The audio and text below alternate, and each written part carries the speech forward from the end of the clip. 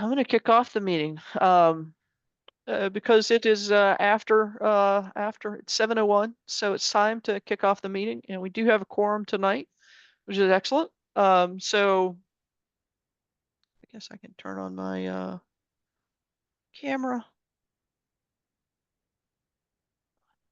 Here we go. So everybody, welcome to the Lunenburg Conservation Commission meeting of January 8th, 2025. In accordance with the requirements of the Open Meetings Law, please be advised that this meeting is being audio and video recorded. The agenda lists all of the topics which may be discussed at the meeting and those that are reasonably anticipated by the chair. Votes may be taken as a result of these discussions. Not all items listed may in fact be discussed, and other items not listed may also be brought up for discussion to the extent permitted by the Open Meeting Law. Please address all comments to the chair. This meeting of the Conservation Commission will be held by Zoom at the link provided in this notice. This notice is the agenda that's posted on the town website. And the meeting ID is 875-2621-4314.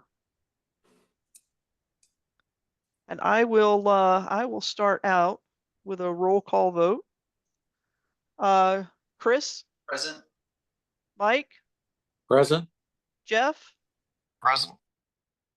Rich? Don't see Rich. Jenny?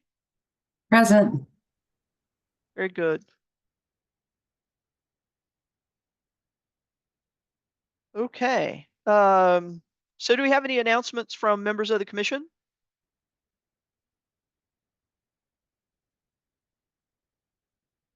And well, I'll now turn it over to public comments. Public comments are to be limited to 3 minutes and on a subject matter under the direct jurisdiction of the commission. Comments about current agenda items are to be made during the comment period of that specific agenda item. And please address all comments to the chair. Anybody who wishes to, any member of the public that wishes to make a public comment should introduce themselves with their name and their address. And the protocol in the meeting is to use your Zoom window reaction pane to raise your hand. And if you can't find a raise your hand, any icon you can find works. And if all else fails, you can just ask me and I'll acknowledge you, but I'll call on you when the time is appropriate. Okay. And I'm not seeing any hands raised. So we will move along. We do have minutes to approve from the November 6th meeting. Do I have a motion to approve those meeting minutes? So moved. Second. And who made the original motion? Was that Mike? Richard. Oh, it was Richard. Ah, Rich snuck in. Very good. Okay, Rich. And I heard Jenny's voice as a second. Roll call vote. Chris? Aye. Mike? Aye. Jeff? Aye. Rich? Aye. Jenny? Aye. And I for myself. Okay, very good.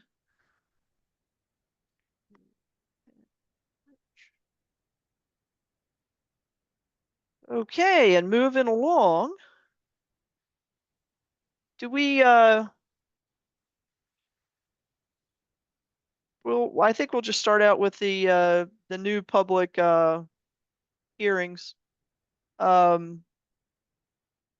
Actually, you know what, Sophia, have we had any continuation requests within the last 48 hours? Not to my knowledge. Okay. All right, now I'll go along to the new hearing. Pursuant to Mass General Law, Chapter 131, Section 40 as amended, and the Town of Lunenburg Wetlands Protection and Municipal Bylaws, a public hearing on a notice of intent by Stephen Violet of Sunshine Nominee Trust for construction of a gravel driveway for accessing a future residential build site and agricultural land within the 150-foot buffer zones of a bordering vegetative wetland located at 157 Goodrich Street. Do we have Mr. Violet and or his representative here with us tonight? Madam Chair, my name is Greg Roy with Dillison Roy. I'm representing Mr. Violet this evening. Good evening, Greg. Do you want to give us the summary and an overview of this project, please? You bet. Let me try to share my screen if that's okay. Might have to reset the permissions. Yeah, I think so. There we go.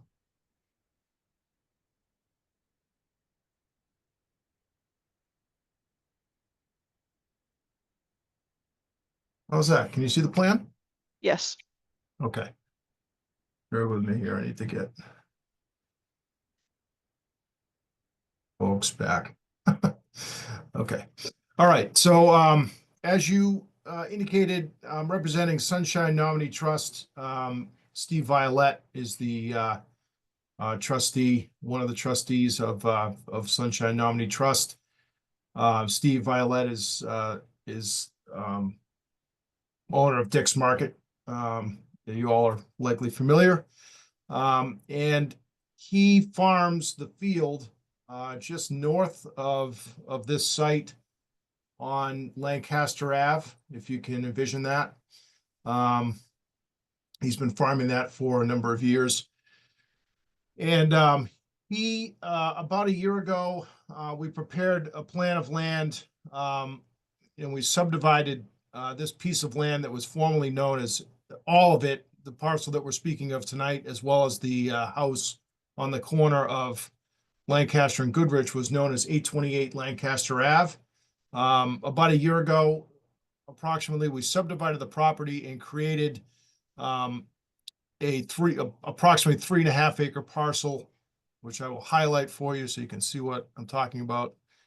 We created this lot line essentially, which created a 3.5 acre parcel over here that Mr. Violet purchased from the owner of 828.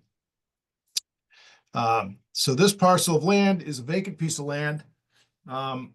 Currently, it has a bordering vegetated wetland on the property, which is shown in this shaded area here, down in here. We did delineate that wetland actually earlier in the summer. And the wetland delineation forms and report are included in your notice of intent filing. So this application is fairly straightforward. Steve is looking to construct a gravel driveway access from Goodrich Street onto the property. He intends to use it for an agricultural access to the field.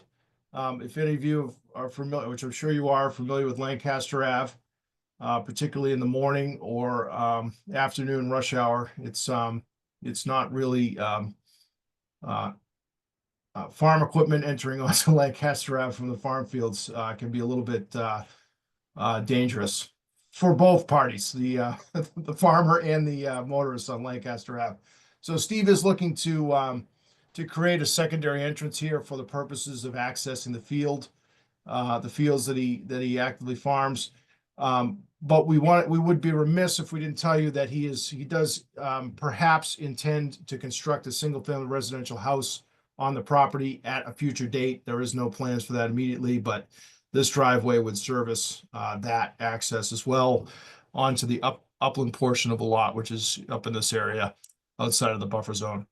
So we've delineated on the plan your 30, I'm going to zoom in a little bit here. This inner dot hatch, and I apologize, I'm creating a lot of scribbles on this page, but this inner dot hatch right here is the location of your 30-foot. It kind of goes right along the edge of the where we're proposing to put the erosion control. And then the secondary dot hatch is the limit of your 50-foot zone. So we have designed this to be completely outside of the 30-foot no touch. We held that as a hard, fast limit of work, if you will. So the erosion control barrier follows the 30-foot no touch zone up to a point where we can emerge and get outside of the buffer zone as fast as possible. So again, this would essentially be grading associated with the construction of a gravel driveway We'd be, of course, as I mentioned, placing erosion control barriers along the adjacent to between the wetlands and the limit of work. There is no tree removal that would be required as part of this work. It's all I'll call it field. It's a little bit overgrown meadow at the moment, but there is no tree or overstory growth that would need to be removed. That's really we do have a DP file number for this project. They issued a file number a while back, and there were no comments associated with this from DP. I would be remiss if I didn't say that we have also filed, I just think a week or two ago, subsequent to us doing this application, the new owners of 828, which is Wachusett Investment,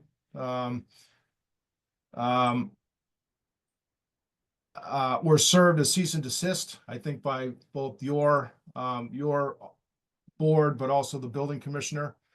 We were retained by that applicant, and we have now filed a notice of intent on that lot as well. So I think you'll be hearing that in 2 weeks. For essentially, they didn't clear any trees either, but we spoke to you about this as part of your enforcement violation section 2 weeks ago, but they did a bunch of work really to clean up the site in this portion of really down into the road, out to Goodrich Street. Moved around some fill as they were taking part of this building down. Some of that fill is on Steve's lot. None of it goes past where we're proposing to work for the driveway. It's not shown on this plan, but it does show up on the plan that we submitted in conjunction with the filing that you're going to review next week in 2 weeks for 828. So I guess what I wanted to say, I know I'm getting a little ahead of myself on this, but should the commission approve this, it would effectively resolve the fill that was placed by the owners of 828. It would effectively resolve that issue, the encroachment that happened onto Steve Violet's property. And none of that was done. None of that was placed within the 30-foot zone. Some of it was in the 50, but it's all within the limit and the footprint of what I just showed you on this plan. That gets a little complicated, I know, but I just I'd be remiss if I didn't mention that because I know that you probably have that as a question mark in your head. So I'm happy to take any questions. I don't suppose I have any questions. I'm just kind of looking at this and absorbing it. I did have the opportunity to walk out there this weekend. Yeah, I don't think I have any questions. Do other members of the commission have questions?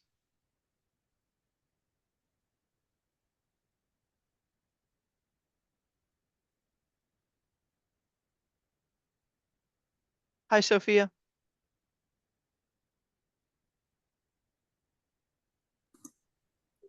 I just have one question. Since it's a driveway and it's very close to the no touch, I'm just thinking of, will it be used at all in the winter, before there's any proposed dwellings? Is my first question.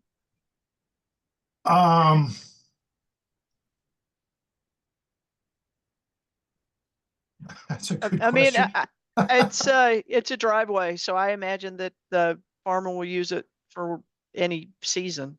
Yeah, but I'm sure you're getting it plowing, Sophia. Yes, yes, I am. I'm getting it. I mean, plowing. I don't know that I can stand here and tell you that he's not going to plow it.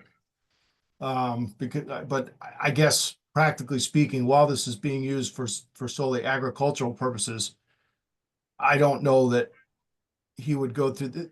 There's no structures that I know of up there that he would his property further north, further up Lancaster Ave has barns and things that he probably plows. But I guess I can't. I guess I don't know. Mhm. But certainly would once not it's wanna- once it's installed though, right? Yeah. Then that would be a pre-existing Yeah, lot, sure. improvement. If he builds a house, then he would start, Yeah. plowing it, right? yeah, I think, yes. And so Sophia, is there a recommendation that you have for the commission about management of snow? I'm just because the property line, it's like right up against it and then the wetlands right there. I'm just worried about plowing gravel. It's messy. Gravel will probably fall off both ends and then that'll have to be replaced over years. And the other thing is treatment. When you treat, gravel with like salt or whatever chemical, I would probably recommend something that isn't harmful to the wetland since it's basically running right through that buffer. That's just my thoughts and concerns with that, but nothing other than that. Okay, so primarily you're concerned about not allowing or permitting de-icing treatment in that area that's immediately adjacent to the 30-foot zone? Is that That's what correct.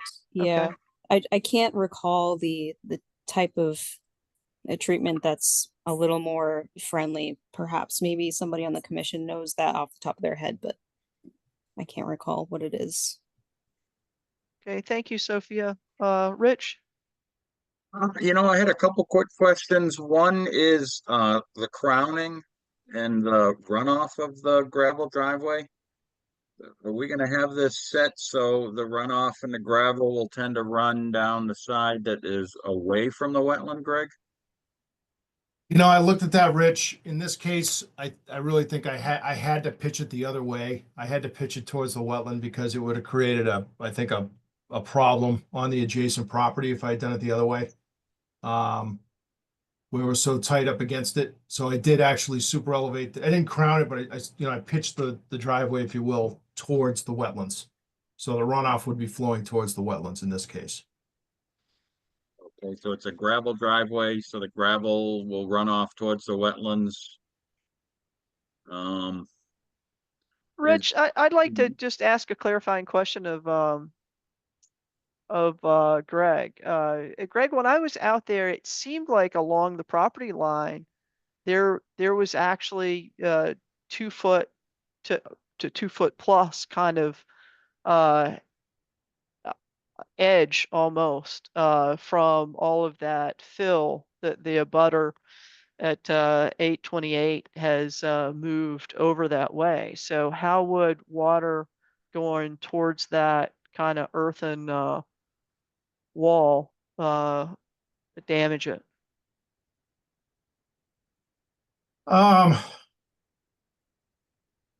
Well, yeah, I think fill was placed from 828 onto the Goodrich property. Mm-hmm. It's still all flowing from in the direction of the wetland.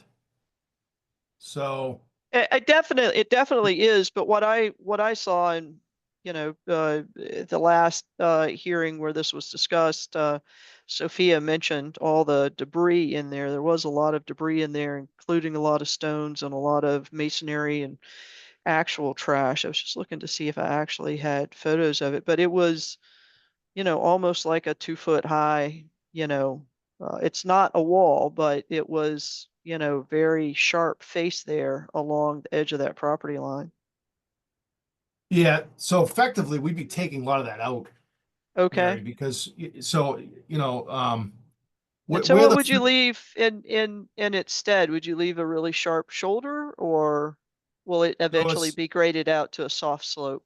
yeah, essentially we're trying to make it so the driveway will not constitute a dam, so that we're not cutting up. I can't cut off flow from the upgradient parcel, which is 828. So I have an Okay. obligation to maintain drainage patterns. So the driveway would actually either be at the grade of the property line or slightly lower, so Mhm. that you maintain that positive drainage. So we will be modifying the grades there. It's not. I don't think you're gonna really. It's not a significant earthwork project by any stretch Mhm. of the imagination. But we would have to move that fill. So if Mr. Violet gets there first, and builds the driveway before the restoration work is done, which quite frankly probably will not happen. I think the restoration work on the 828 will likely happen first.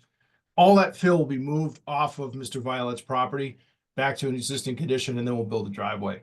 But if it happened to be the case that that the driveway was constructed first, it would effectively the same outcome would happen. It's just that Mr. Violet's contractor would move the fill out of the way to build the driveway. But I Okay, really think in this case, you know, I always like to be sensitive about stormwater management and look to find ways, like I think Rich was picking up on, to try to pitch the driveway away from the wetlands so that we have an opportunity to sort of lengthen that flow path, if you will.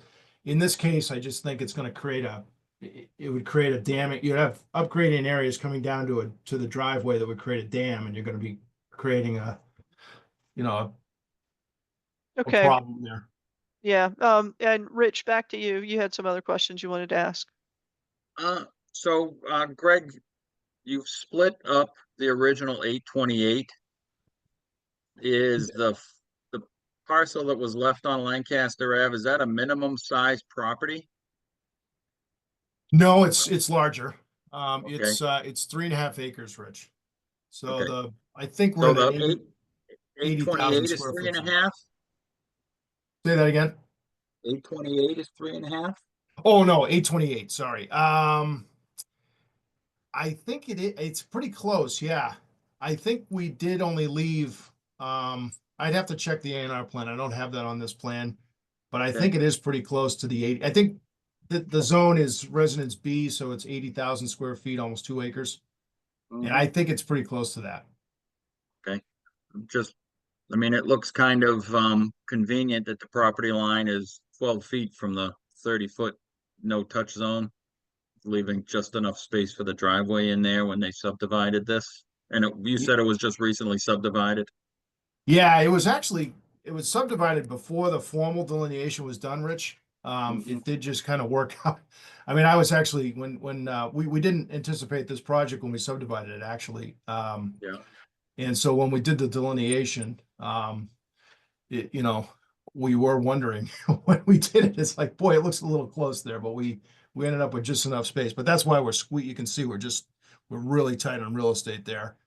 So I don't have a lot of room for swales and things like this, like I might do otherwise. Mr. Violet or Sunshine still own both parcels?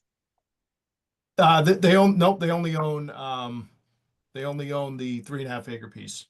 And they purchased that from the original 828 owner, or they sold off 828 after they subdivided it? Mr. Violet purchased it from Parker. Okay. Purchased 3.5 acres from Parker, and then Parker has now sold 828 to a new entity as well. So the original property owner, which was Parker, is no longer involved in either parcel. But Mr. Violet never owned the 828 parcel. Okay. And do you have any plans on trying to delineate the 30-foot no touch boundary so that the driveway doesn't expand and we're not pushing off material and debris into that? We could certainly do some permanent demarcation there for sure. Okay. And what would it take to move the property line so that your driveway isn't right up to the 30-foot? It would take a mutual agreement between the two, between the two owners. I'm not sure if that would be on the table or not. Hey, Rich, just looking at the GIS, it looks like the original parcel was around 5 acres. And so the 3.5 minus 5 is sort of kind of around 1.5, or maybe 1.7 is what it sort of kind of looks like. Yeah. Okay. I think it's a minimum. I think that's a minimum, more or less a minimum lot. I'm not saying it couldn't be done, Rich. There's land swaps and things, but Yeah, I mean, just things that need to ask the questions and maybe explore it a little bit where we are so close to the wetlands. We have slope, we have runoff, we're putting a gravel driveway in, worries about contaminating the wetland that's there. Maybe a little more due diligence should have been done when we subdivided. You know, obviously you were concerned that the driveway might not even fit outside of the 30 foot, so kind of sounds like they've created their own hardship by subdividing it as haphazardly as they have. But Madam Chair, that does answer my questions for right now as far as trying to slope it to control the runoff, especially where it's gravel, and demarcating the 30 foot so that the driveway does not expand and we don't get debris into the 30 foot no touch, the protection area before the wetland. Thank you, Greg. Thank you. Greg, what is the slope across that 30-foot section? Yeah, From here to right there here. where it's closest, yeah. Yeah, it's fairly flat from the driveway over, and then it drops off, right down to the wetland. But it's not, in this area, it's fairly, this is probably 15, it drops a foot in 15 feet. Mm-hmm. And then the last, 10 or 15 feet, it goes down on more like a 1 on 3 or 4 slope down to the wetland.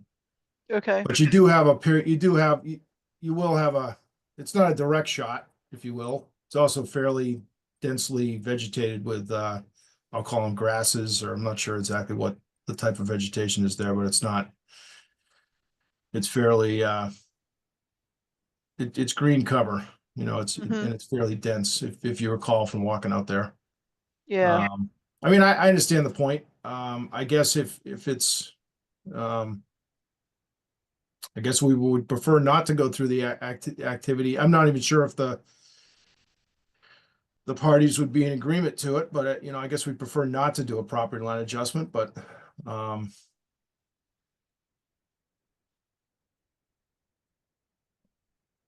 Okay, well, and that's not on the table right now.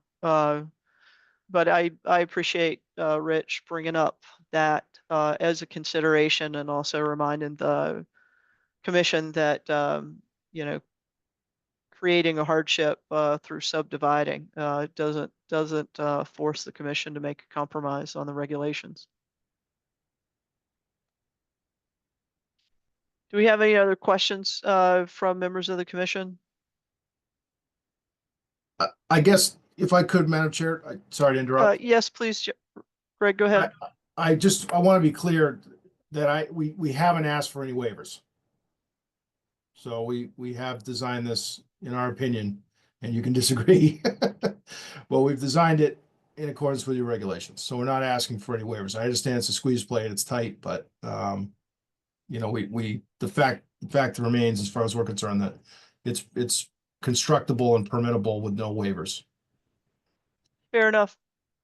Sophia, we did have, we're in the point of public comment, and we did have a letter submitted from an abutter. Would you bring that up and read that for us? Yep. Oh, do you want me to show it, or do you want me to just read it out loud? You could actually show it too. That's always helpful. Okay. Greg would have to unshare. Oh, yeah, sorry. I can do it.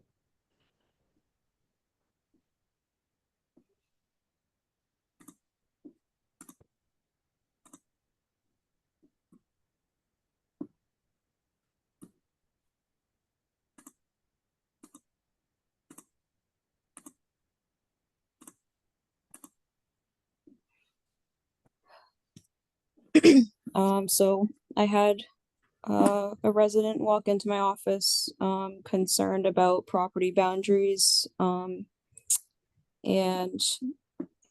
she wanted me to somehow get this to the commission during this meeting. So, dear members, I am the primary abutter of 157 Goodrich Street. Sunshine Nominee Trust has scheduled a Zoom meeting on January 8th, 2025, which I cannot attend since I don't have a computer.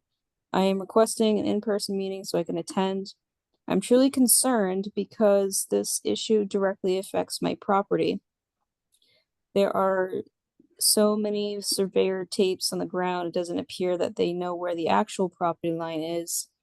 Since the parcel of land being discussed is in the wetlands, which the Lunenburg Conservation Commission protects, I ask, why are they trying to put in a gravel driveway?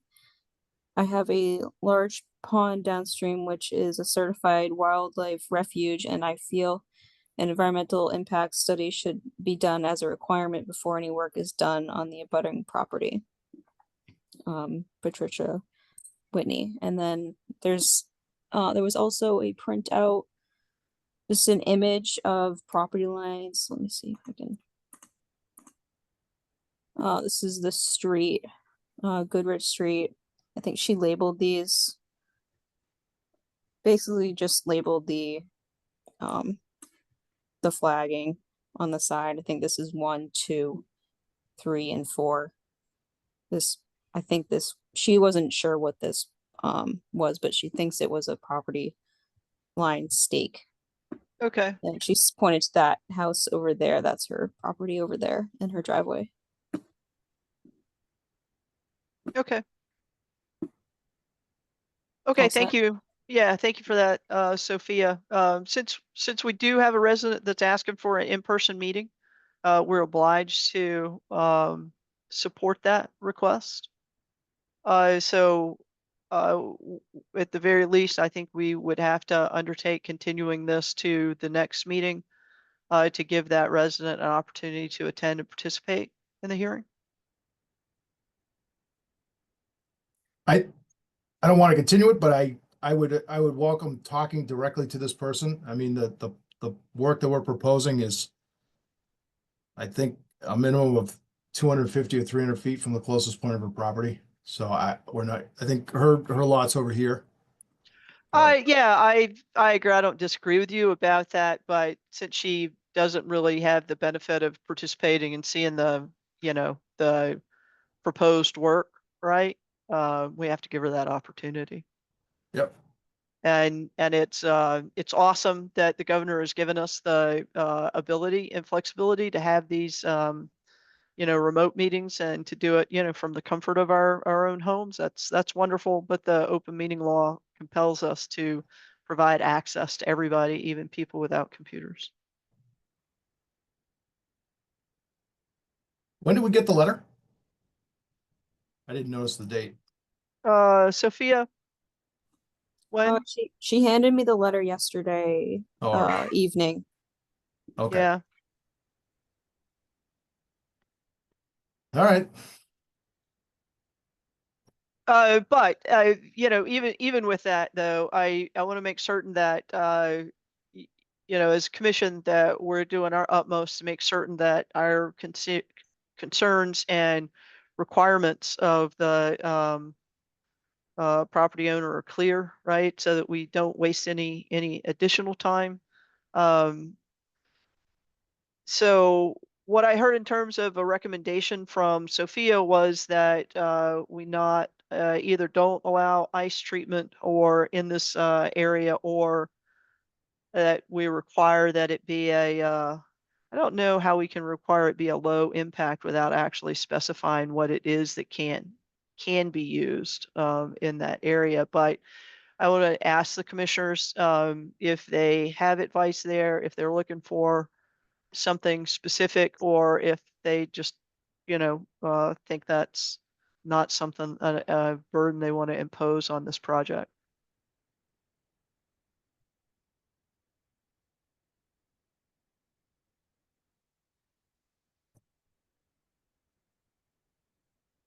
And I think what I'm hearing is that nobody's willing to undertake that as an imposition on this project. Okay, and then secondly, Rich, you had some concerns about contamination getting into the silt runoff, et cetera, getting into the wetland and not infiltrating the ground before it gets to the wetland. Is there any type of mitigation that you would be recommending with that concern in mind? Yeah, I guess my biggest concern is just the gravel runoff itself, and Mhm. just adding more gravel when we get ruts and potholes and things like that. And everything slopes down to the wetland. And the delineation of the 30-foot so that we don't get any encroachment into the 30-foot no touch zone. And Okay, a lot but of that would be alleviated by having it pitch away from the wetland rather than towards the wetland.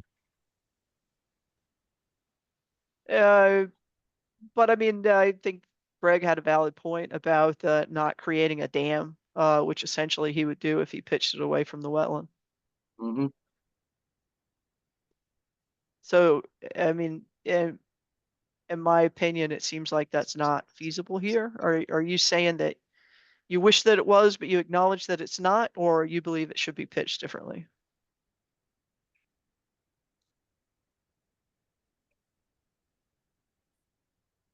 You know, to pitch it away from the wetland, they would have to in turn put in some sort of Drainage ditch or, drainage yeah. underneath the driveway so that it will allow the runoff to continue down slope. Hmm. So if we are continuing this, I guess I would ponder that a little bit as far as trying to get some way to pitch it and then gather the runoff and the driveway, or pave the driveway. Then you've eliminated the gravel issue and the runoff and the sedimentation and things like that. Well, to educate me, is the gravel going to be a runoff issue after the first year being put down? Is it like just the new toppings that you have to worry about, or is it a continual kind Well, of if you have silt the water runoff? continually sheeting over the driveway, you're gonna continually have loose gravel running off. You know, if you do get the proper weather conditions, especially in the wintertime, where the Mhm. water isn't allowed to infiltrate at all and starts running over the open gravel, that Mm. you'll start to get some pretty serious rutting and things like that in there. And again, just kind of educating me because you've seen this a lot more than I have. In that area closest to Goodrich where it's flatter, is that a particular concern there, or are you more concerned more upland where there's and farther away from Goodrich Street where there's a bigger slope?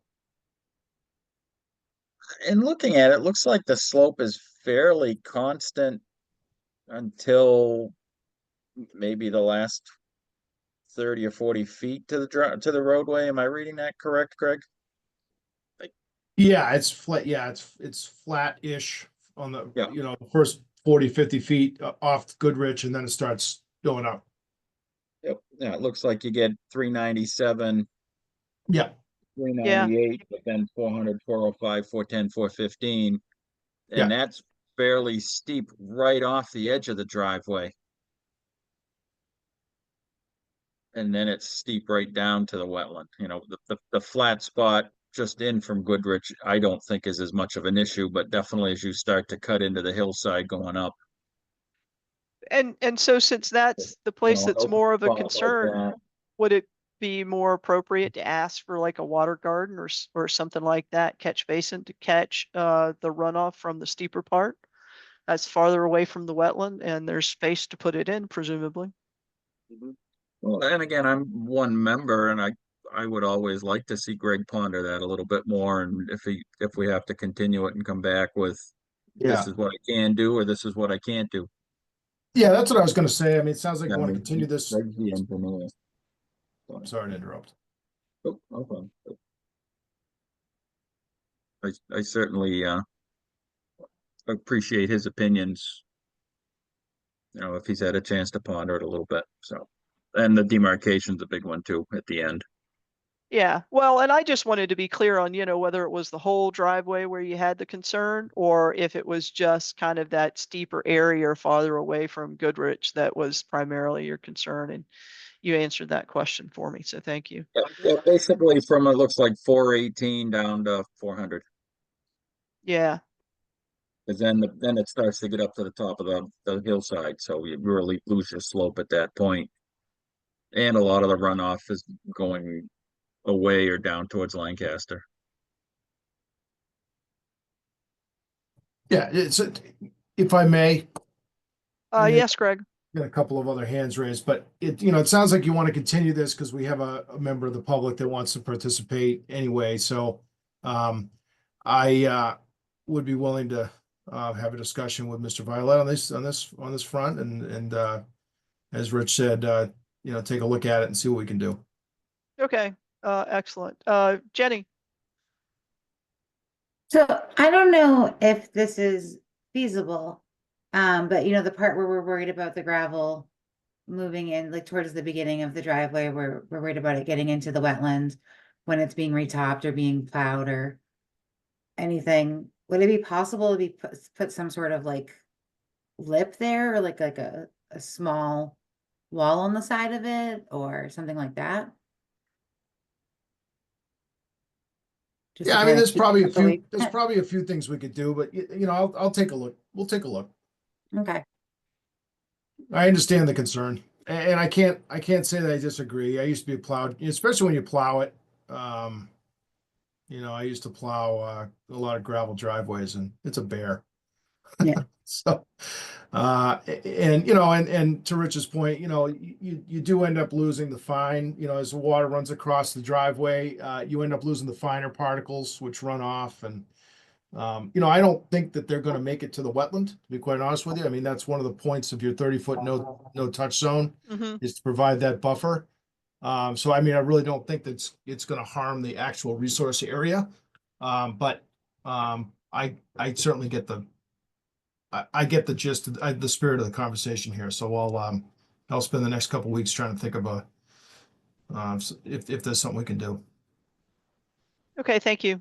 Sophia, you had your hand raised. Did we address your question or did you just give up? No, I found the type of treatment that you can use. It's magnesium chloride is the suggestion overall. Okay, so as a recommendation for a low impact de-icer if one needs to be used. That's right. That's all. Okay. Very good. So given the concern raised by the abutter, Greg, are you able to support a continuation to the next meeting? Yes. Okay. And so- Go maybe ahead. we'll try and maybe if we could be provided that letter, maybe we'll try and reach out prior to the meeting too. We'll have to see what Mr. Violet would like to do, but Okay. if I could get a copy of that, it'd be great. Sophia, can you ensure he gets a copy? Yep, I can send that right away. Okay, Thanks. thank you. And the next meeting will be January 22nd. So I'm looking for a motion to continue to January 22nd. So move. Second. Okay, I heard Rich's voice for the motion and Mike's voice for the second. Roll call vote. Chris, Aye. Jenny, Rich, Aye. Jeff, Aye. Mike, Aye. and I for myself. Thank you. Did I get everybody? I think I got everybody. Yep, okay. Thank you, Greg. Okay, moving along. Pursuant to Mass General Law, Chapter 131, Section 40 is amended in the Town of Lunenburg Wetlands Protection and Municipal Bylaws. A public hearing on a request to amend an order of resource area delineation by Christopher Anderson to remove a portion of the resource area delineation from the order due to a maintenance performed on a man-made detention basin located at 400 Leominster Shirley Road. And do we have Christopher Anderson and or his representative here tonight? Good evening. For the record, Bill Hannigan. Thank you, Bill. How are you? Doing well. So where are we with this one? Well, I sent off an email to DEP explaining the situation, outlining the chain of events that occurred. My personal opinion and professional opinion is that the ORAD issued in 2023, in March of 2023, is really the instrument of record, and then from there the corresponding appeal period would have expired 10 days after that was issued. So that would have been sometime in March of 2023. So I'm not really sure how DEP can appeal something. I know that we were trying to get the document from the town, and since Sophia couldn't find it, I think she tried to do the best she could by just issuing something that was representative of what the commission did. And I think that kind of opened up a can of worms to some degree. But my feeling is that that's moot, that the original order governs, or the original RDA governs, that was not appealed. Mhm. And therefore, I think the commission can move forward on this, but I know that I know at the last meeting we said, well, let's reach out to DEP and see what they say, and they haven't gotten back to us. So I'm not really sure what the commission would like to do regarding that. And is that correct, Sophia? You haven't heard from DEP on this? No, I was included on that email too, and yeah, Judy hasn't responded to it, or anybody from DEP. Okay, So I gained Um, no new knowledge. fair enough. I think I would recommend that you reach out to her and see if she could give us ETA on when they expect to be able to give us some guidance on it. Okay, so with that, not knowing how the commission was going to review this, we understand. It's a touchy situation between DEP, commission, and us. So we'd request that this matter be continued to the next meeting.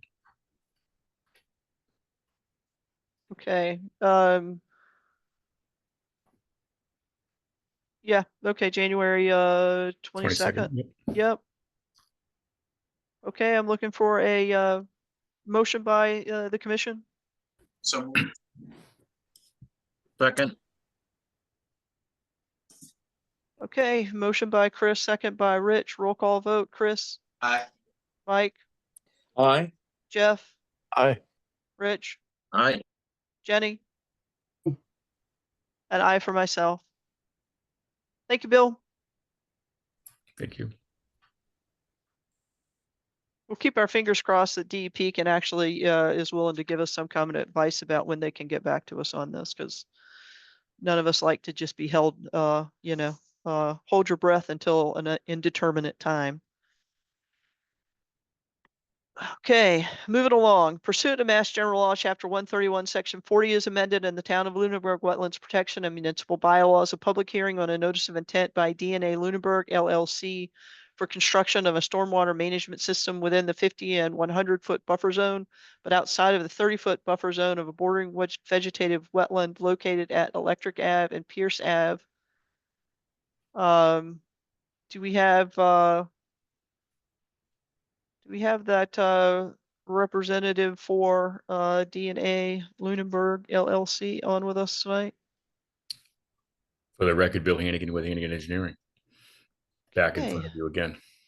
Bill, we have you conveniently located with back-to-backs. Yeah, that was very nice of you. I appreciate it. Thank you to Yeah. Sophia for that arrangement.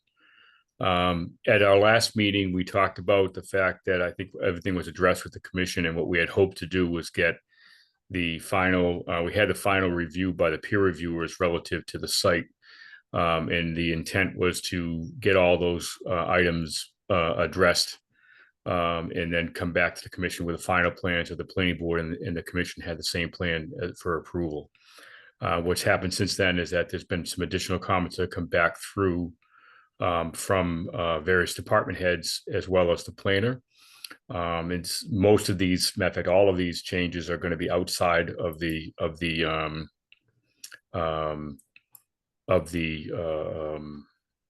I'll bring these up. Conservation They're jurisdiction. outside of the jurisdiction of the commission. So what they've asked us to do, we had placed on the original plan, which is in front of you on the screen now. We had these 24 spaces in this location here so going back. Let me just do this again. getting back to where, this is Electric Avenue, Pierce. There's the existing Il Forno restaurant. So these 24 spaces right here, we had placed on the property. And there's a setback for the zoning district of so many feet. I believe it's 40. And we were asking for a waiver of that requirement because the setback of 20 feet seemed to be enough to provide a buffer. The planner came back with a question because of the fact that this is a zoning setback of how does the planning board grant a waiver? So what we've now done, and we have it in draft form, we're now looking at eliminating those 24 spaces along that section and just re-landscaping that whole area. So this is where we're heading with the planning board, but once again, it's outside the buffer zone. It reduces the impact to the drainage system, which is in the buffer zone further down. So this doesn't really affect what we were doing with this is one sheet. So this sheet here. So this is the area that we're jurisdictional. Nothing down here changes. So although we'd like to, have the final plan squared away, what we'd like to do is request that the commission approve the order of conditions based upon the plans that have been submitted, because changes that we're making on the set of plans we're working with are outside the buffer zone or outside the jurisdictional areas of the commission. So, because we don't know if they're going to come back with more questions on this area outside the buffer zone, but this area is not changing. So, if we could get the commission to agree to approve the plans based upon the September 9th set of plans, and as long as we're not making any changes within the buffer zone beyond that date, those plans will still be in full force and effect. I'm comfortable with that. Although just for my informational purposes, what difference does it make if you do it now? If we do it now versus waiting until you have the final plans, right? And then just coming back to us then. Probably doesn't make any difference, Okay. except it just gets one more box we can check off. That's all. Okay. Okay. Do we have any questions or concerns from members of the commission? Is anybody opposed to that proposal by Bill? I'm not hearing any. Do we have any questions or comments from members of the public?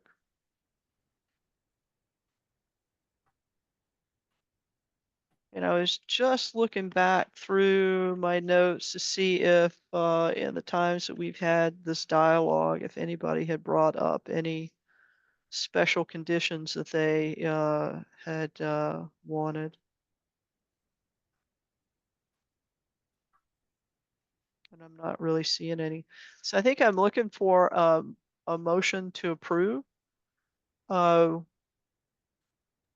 based on the September plans that were submitted, and as long as any changed plans are submitted to the office and there are no changes in the buffer zone.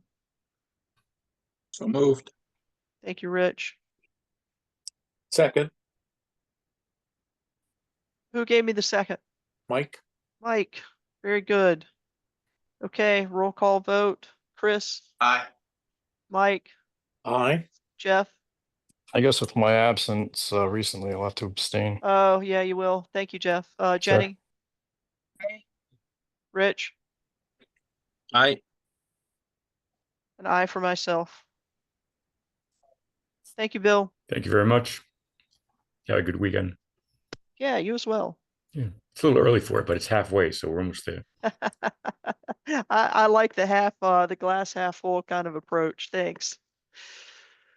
All right. Pursuant to Mass General Law, Chapter 131, Section 40 is amended, the Town of Lunenburg Wetlands Protection and Municipal Bylaws, a public hearing on a abbreviated notice of resource area delineation by Kevin O'Brien at 390 Howard Street. Do we have Mr. O'Brien and or his representative here with us tonight? I don't see Kevin on. And have we had any updated plans submitted, Sophia? No, I've had no correspondence at all since the last meeting.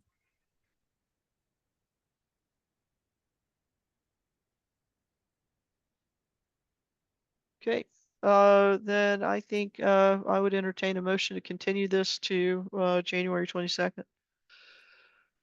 So moved. Second. Thank you, Mike. Thank you, Chris. Roll call vote. Chris, Aye. Mike, Aye. Jeff, Aye. Jenny, Rich, Aye. and I for myself. Okay. Pursuant to Mass General Law, Chapter 131, Section 40 as amended in the Town of Lunenburg Wetlands Protection and Municipal Bylaws, a public hearing on a notice of intent by Nigel Hamburg for renovations. I mispronounced that. I think it's Nigel. Apologies for that. For Nigel Hamburg for renovations to an existing single-family home, reconstruction of an existing deck, removal of 4 trees within the 50 to 100 foot buffer zone, and a restoration replacement of existing 50-foot shed, 50-foot square foot shed within the 50-foot no build zone of a bordering vegetative wetland located at 50 Pine Grove Road. Do we have Nigel or his representative here with us tonight? Madam Chair, Greg Roy with Dillson Roy, representing the applicant this evening. Hi, Greg. Hello, You want to get us reoriented back you bet. back to Let this me- project? Let me share my screen again.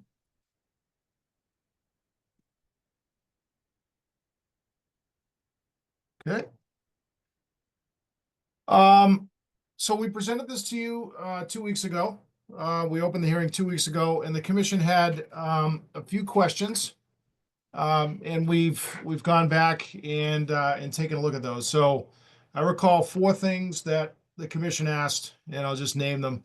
One was to review whether or not the reconstruction of the existing shed could be done outside of the 50-foot no structure zone. The second was to show the 5th tree that actually needs to come down. The commission noted in their site walk that there was actually 5 trees that were marked in the field. The third thing was to indicate if a staircase was going to be proposed from the second, it's really the first floor, but from the deck structure down to the walkout level. And the fourth thing was what is to be well, really 5 things. What was the material of the deck proposed, and then fifthly, what was proposed for the ground underneath the deck at the walkout. So I'm just going to address those in short order.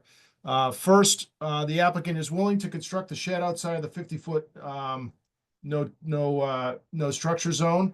We're showing that in red here. Again, this dotted line right here, if I can highlight, this is the limit of the 50-foot right there. So we'll be proposing that outside of the 50. So that was taken care of. Secondly, the 5th tree is located right in this area here. We didn't show it initially because it was less than the 12-inch DBH. So I apologize for the confusion on that, but we are showing that now on the tree. That's again in very close proximity to the edge of the leaching field, which is why, as a reminder, that's why we're proposing to take those trees down. It's actually really nice to see it on the drawing because that makes it so clear. Absolutely. So Yeah, thank you. Sorry for the confusion on that. Thirdly, the applicant is proposing a staircase. And after going back and forth with that a little bit over the last couple of weeks, they're proposing to do that in this location here. And it would result in a staircase that would be completely outside of your 50-foot no structure zone. And it would land right down in this area here. Again, the 50-foot no structure zone is right here. So we're outside of that. The decking material is intended to be a composite deck, so not a pressure treated. I mean, of course, the framing will be pressure treated, but the decking surface is intended to be composite. And then as it turns out, there is an existing poured concrete landing underneath the deck. That as they were doing some excavating, which you kind of have to excavate for because it's been neglected for a long period of time. There is a concrete surface there, so the applicant is intending to remove that and to replace it with a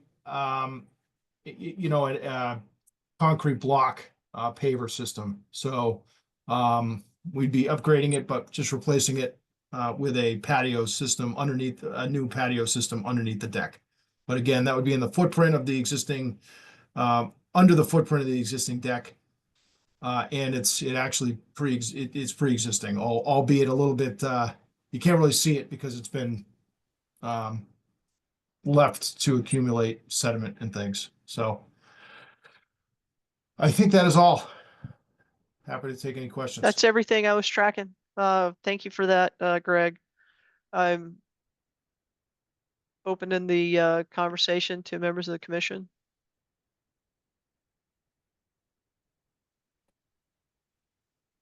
I'm not seeing any hands. Do we have any questions or comments from members of the public?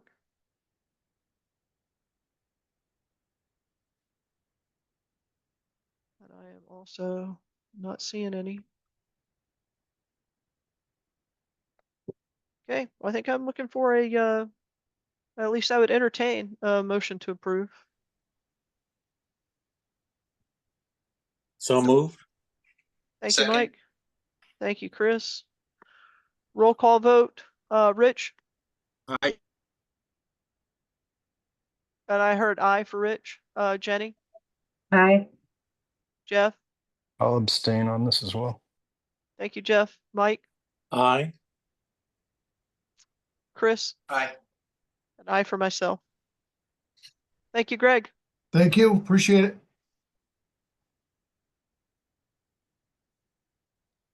Pursuant to Mass General Law, Chapter, oh, that's the last one. Great. Wow, we got there fast. I don't get to say that very often. Okay, moving along. Certificates of compliance. 57 Round Road. There's hesitation in your voice. Are you confused? No, I was remembering while I was trying to talk. And I have a difficult time doing those at the same time. So 57 Round Road, with no confusion. That's the one we're here to talk about right now. Yeah, okay. So this one actually had two parts to it. The other one that was discussed at a previous meeting was denied, and I advised them to come back with a plan modification. However, there is still another one open. That's 208-1279, and that is a simple wall. And that was built to plan. So the commission should vote to approve that one. Okay, so the previous one that was denied was 208-1322. So the one that is the simple wall is 208-1279. That's correct. And your recommendation is that we approve that? Yes, the 208-1279. Okay. And remind me where the wall was, Sophia? So this is a lake property. Mm-hmm. So it runs along basically both sides of the little beach area. A little bit to the right where there's like a patio type gazebo thing, and then to the left. Okay, so it's actually like a wall at the edge of the lake? That's right. Yep. Okay.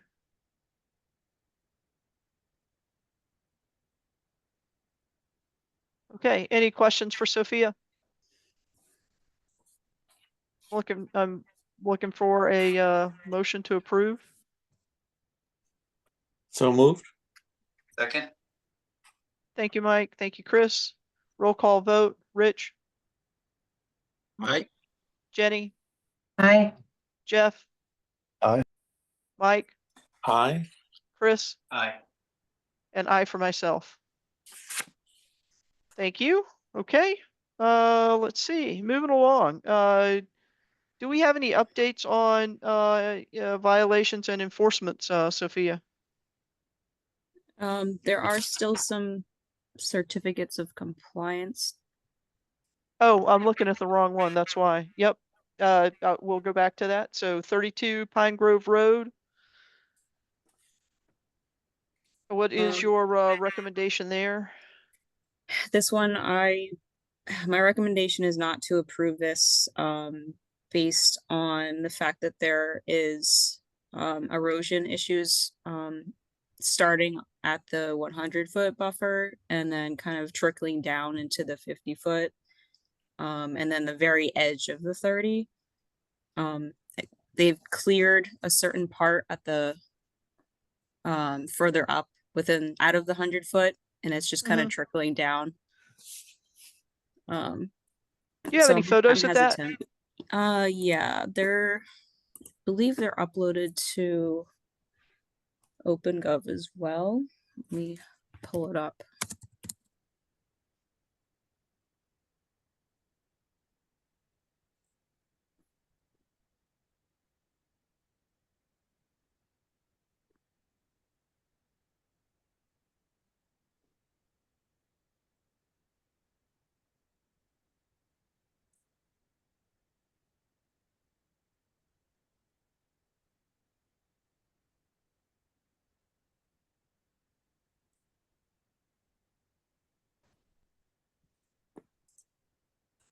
Of course, it's going to open as a zip file every time.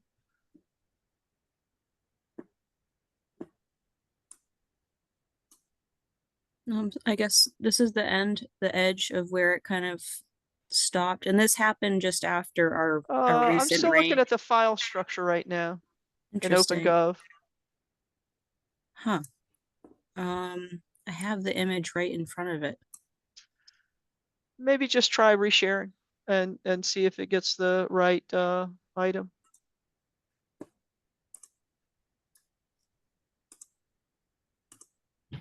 Is that any different? Yes. Okay, wrong tab. So this is the rock wall. This is kind of the result of some of the erosion going on. Mm-hmm. The lake is in this direction. Mm-hmm. I would say that this is the start of the 30. Let me see if I can. I'm gonna have to just exit out and go to the next one.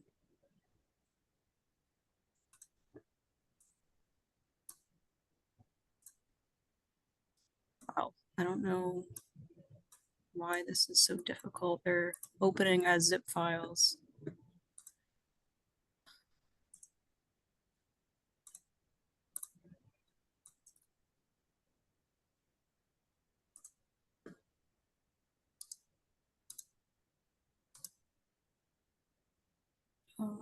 This is, I guess, a different view. This is Oh, kind of that where doesn't look stabilized at all. they've cleared. So all of this, from where I stand, I would consider basically from this tree to where I'm standing, basically outside the 100-foot. And then once where I'm standing is where it starts going down. But no, it looked like they attempted a hydroseed, but this whole area, they mentioned something about adding a garage at one point. So I don't understand why they tried to seed if they're going to add a garage soon. But that's not the point. There's nothing stopping this. So Ryan I Proctor am was here there with representing- me. I am Okay. here representing this tonight if you have any questions. So that's another angle. And then there was one more. What? Okay. Stop screen sharing. There was one more that basically just showed the landscaping. Unfortunately, the mulching area and the landscaping kind of behind the hot tub. Maybe like a foot in depth, a little trench that just washed away. Okay. But those those are my concerns about that area. Although not Yeah. super close to the resource area, still kind of concerning. Well, you did say erosion is happening within the buffer zones, yes? Yes. Okay. So my own thought is that we should deny this and ensure that they are taking the correct steps to ensure no erosion happens within the 30 foot, definitely, and they need to come back once everything's stabilized within the buffer zones. I don't know, does anybody else have any questions or comments? So moved. Yeah, Greg, you're on mute. I just wanted to go on record. The erosion is outside of the 50. And so there's no in our measurements, there's no active erosion happening inside the 50. It appears to be contained completely in the outer 50 foot of the buffer. And I'm not saying you should or shouldn't approve the COC. I'm just trying to give you some additional information. And it was definitely hydro seeded. It just was done late in the season and kind of had some dumb luck with some late season rainfalls there that before it was stabilized. Fair But enough. the whole point of the the applicant was actively trying to stabilize the site. And I think if you've been to the site, you can see that, all of the work that was done, within the closer proximity of the lake has been completely stabilized in a really, nice manner, I think. So that's why we So, dared come before you. Greg, that photo that Sophie showed of the wall, she said was at the 30 foot. It didn't look Yeah, like there was vegetation growing there. I can show you. Can I share my screen?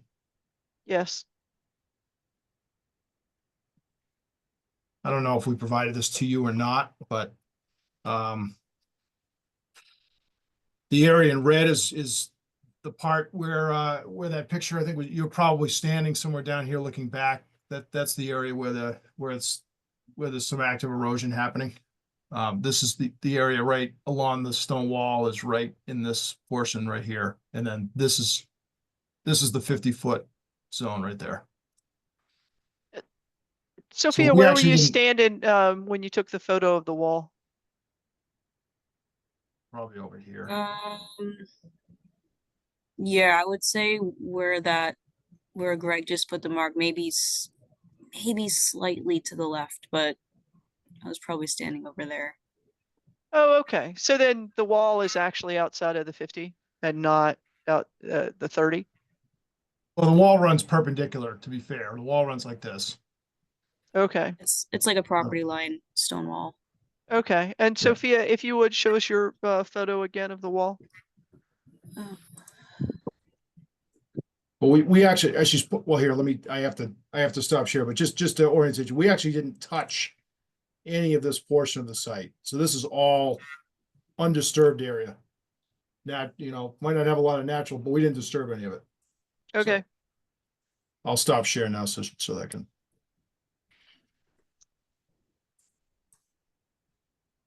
Okay. So Greg, you're saying that this area Yeah. is outside of the 50? Yeah, that's our based on our site walks and measurements. Okay.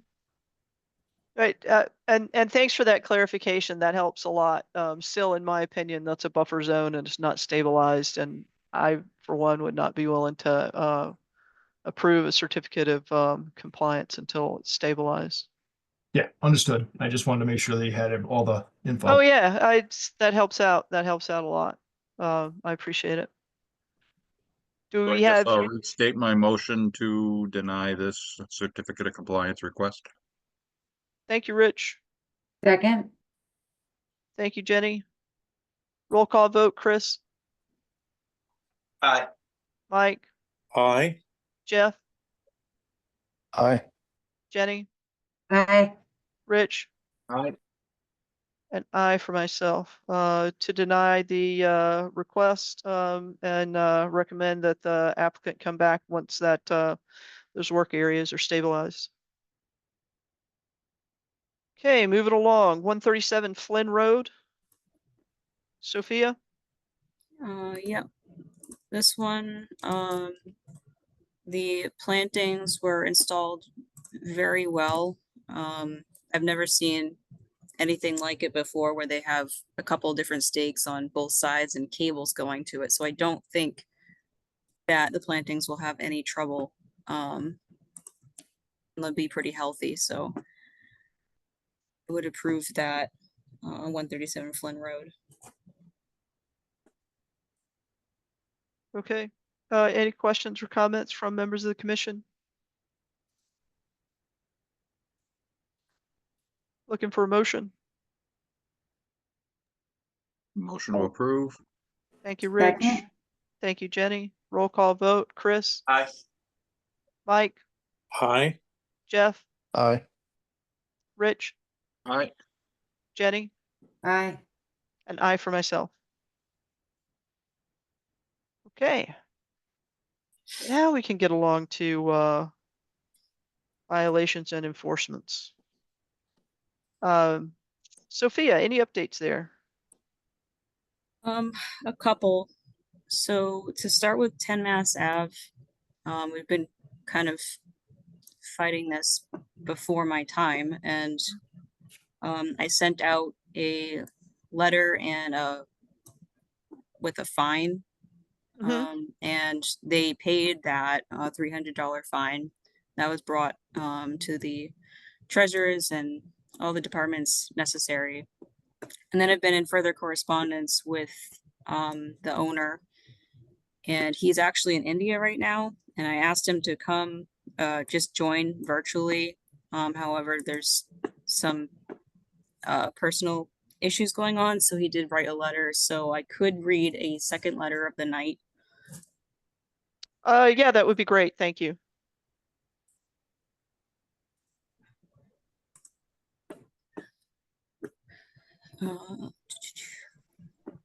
Okay. I hope this letter finds you well. I'm writing to formally explain the delays I have experienced in submitting the required site plan and NOI for my property, and to respectfully request an extension of time to complete these requirements. When I initially attempted to create an account on the DEP website, I faced significant difficulties that delayed my ability to submit the request or access the necessary forms. After eventually resolving these issues and creating an account, I entered additional encountered additional challenges in finding a firm to assist with creating the site plan. Unfortunately, most firms were booked out for 6 months, leaving me unable to move forward promptly. After considerable effort, I was able to secure assistance from LEC Environmental, specifically Dan Wells, Senior Wetland Scientist, 380 Lowell Street, Wakefield. However, just as I was beginning to make progress, I had to travel to India unexpectedly on December 6th due to a family emergency. My grandmother was critically ill in ICU. I will be returning to the US January 20th, 2025. Despite being overseas, I've remained in contact with Mr. Wells, and I am actively working to finalize the plan and NOI form. I anticipate completing and submitting both by the end of this month. Given the circumstances, I kindly request your understanding and forgiveness for the extended timeline in fulfilling these requirements. I deeply regret any inconvenience this may have caused, and assure you from my commitment to resolving this matter as soon as possible. Thanks for your patience. Feel free to contact me.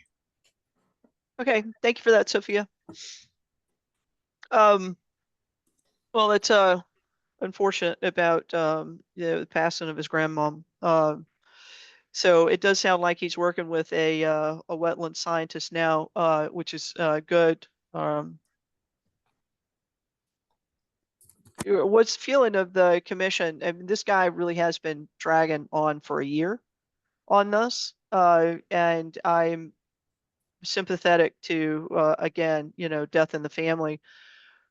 Should we communicate to him? I guess my thinking is, should we communicate to him that he has until the end of the month, but if he's not able to submit the paperwork by February 1st, that he'll be issued another fine or violation? That's what I wonder.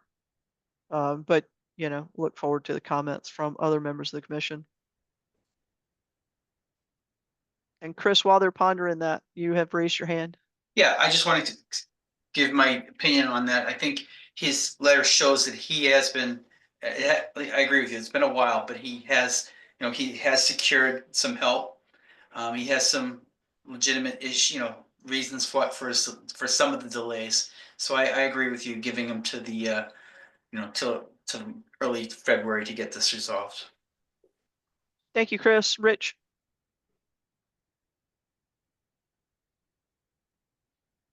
Rich, you're on Sorry mute. about that. Yep, I do recommend that we issue him a letter, of course, of condolences, explain out a timeline that we would like to see him abide by.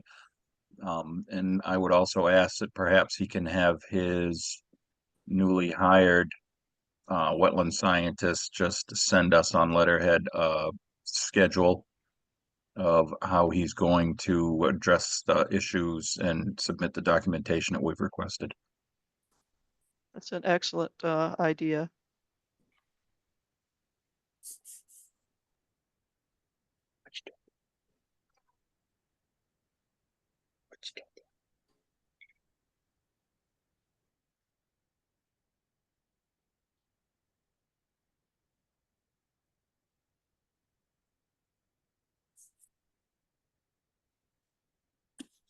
Any other questions or comments, recommendations?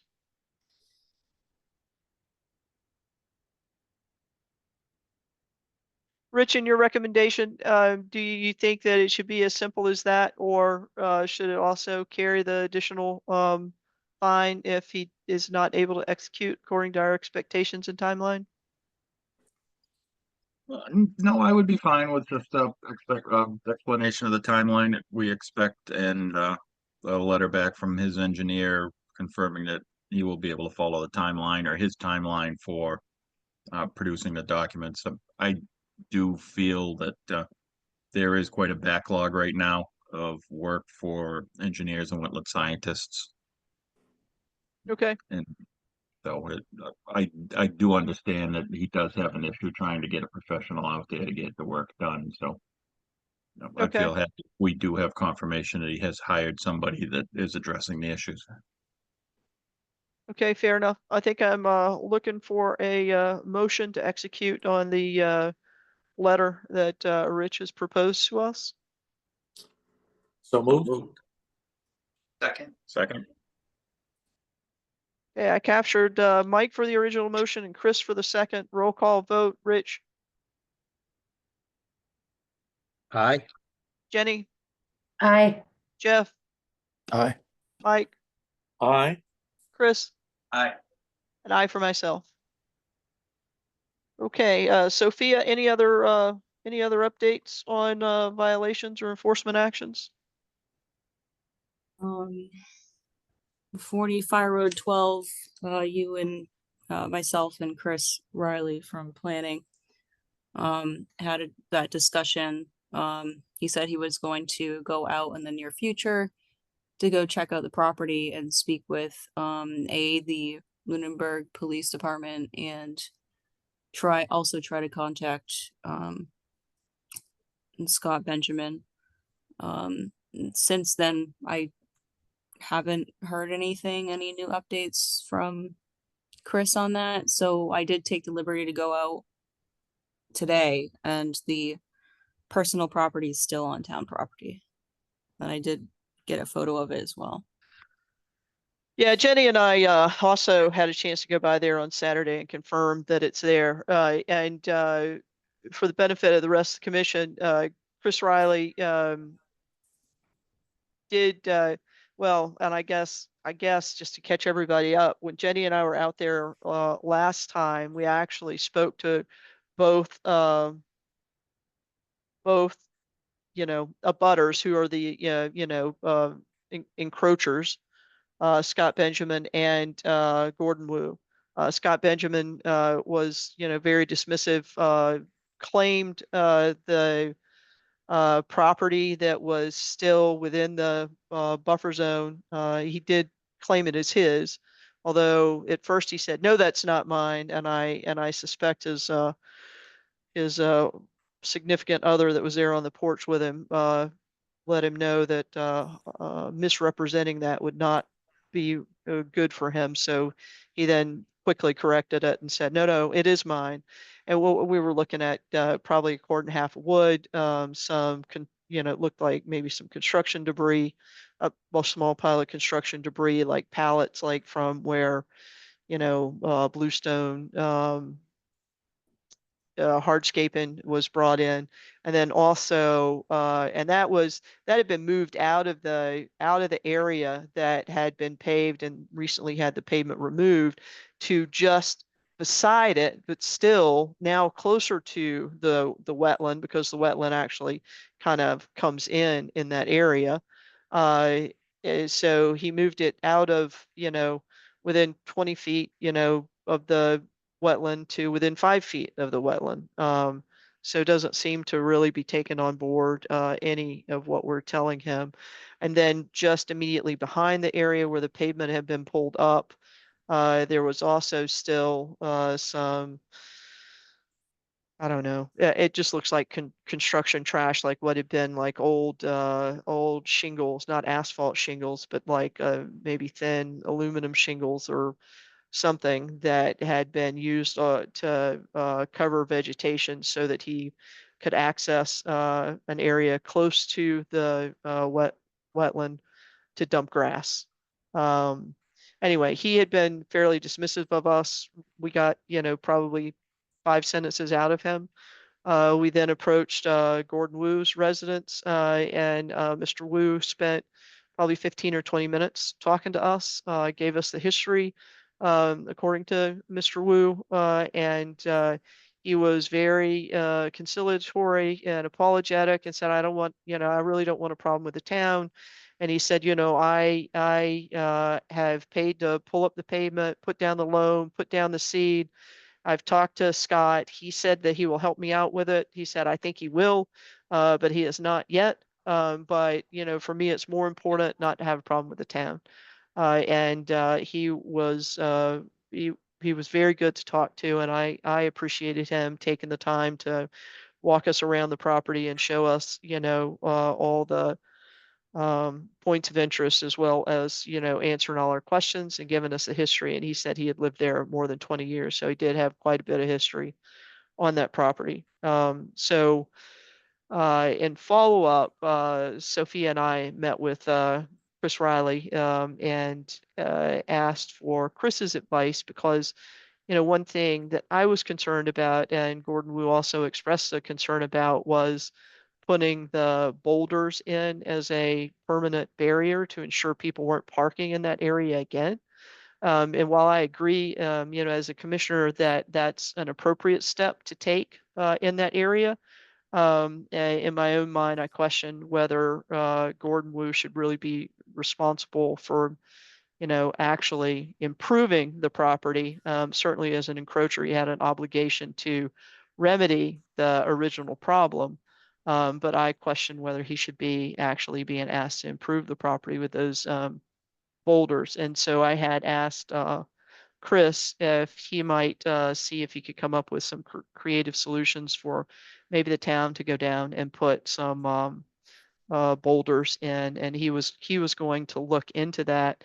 And as well as Sophie articulated, he was going to go and try to engage Scott Benjamin in some dialogue, and sort of remind him that as a trespasser, he could face some serious problems, not just a wetlands violation concern.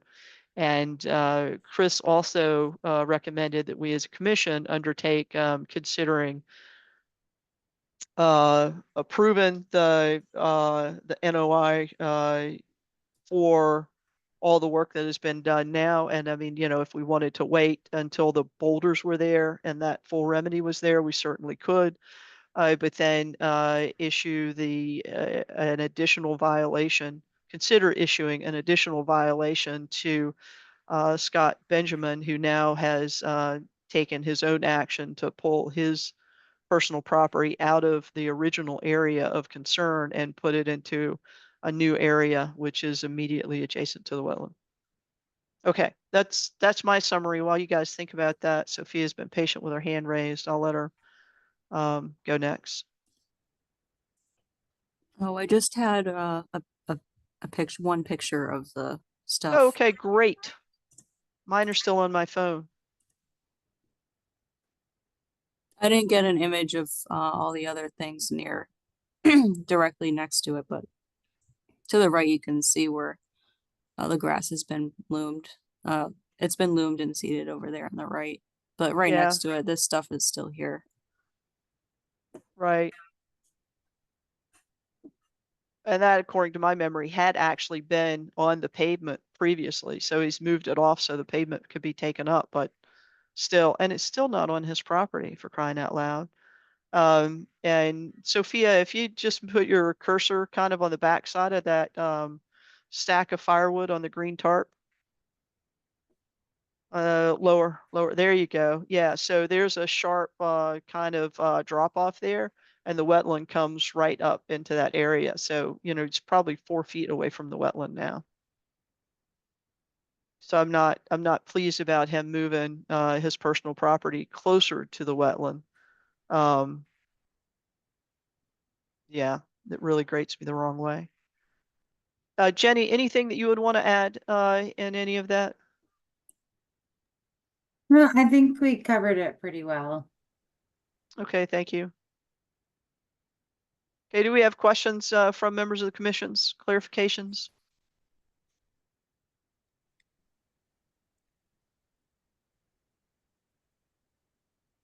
Rich? So the personal property has been put on the town property? Yes, yes. So, Okay. Has either the Board of Selectmen or the town manager been notified of that? no, actually, I can take care of that immediately. Because unfortunately, I don't think we necessarily have jurisdiction to dictate what's on the town's property that's not under our care and control. Okay, so I can notify the town, but it is also within the wetland. It's well within the 30-foot where it was Yeah. placed. But again, technically, we need to go through the landowner for the violation, Okay, if it's a new violation. So I would recommend contacting either the town manager or the Board of Selectmen, or both, or both. Yeah, right? and they And they copying can, Chris since he's been talking to us about it. yeah, and they can dictate how to contact the landowner or the perpetrator and get it removed. Okay.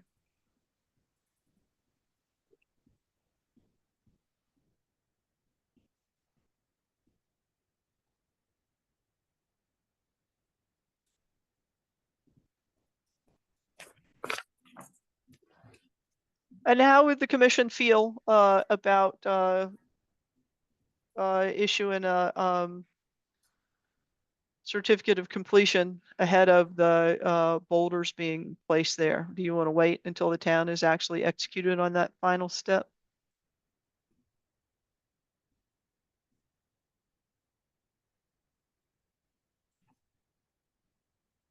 Rich?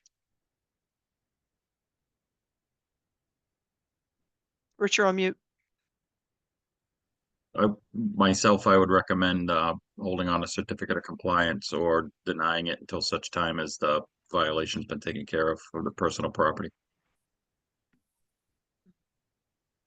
Okay, so I guess one of the things that I thought, I mean, you know, my own preferences, I would like to reward good behavior and penalize bad behavior. And so in this case, what it seems to me has happened from going down there, you know, over the past year that I've been going down there, is that Scott Benjamin has removed his personal property from the encroachment area that we had previously discussed where the pavement was, and he's actually taken it out of there and put it in a different location.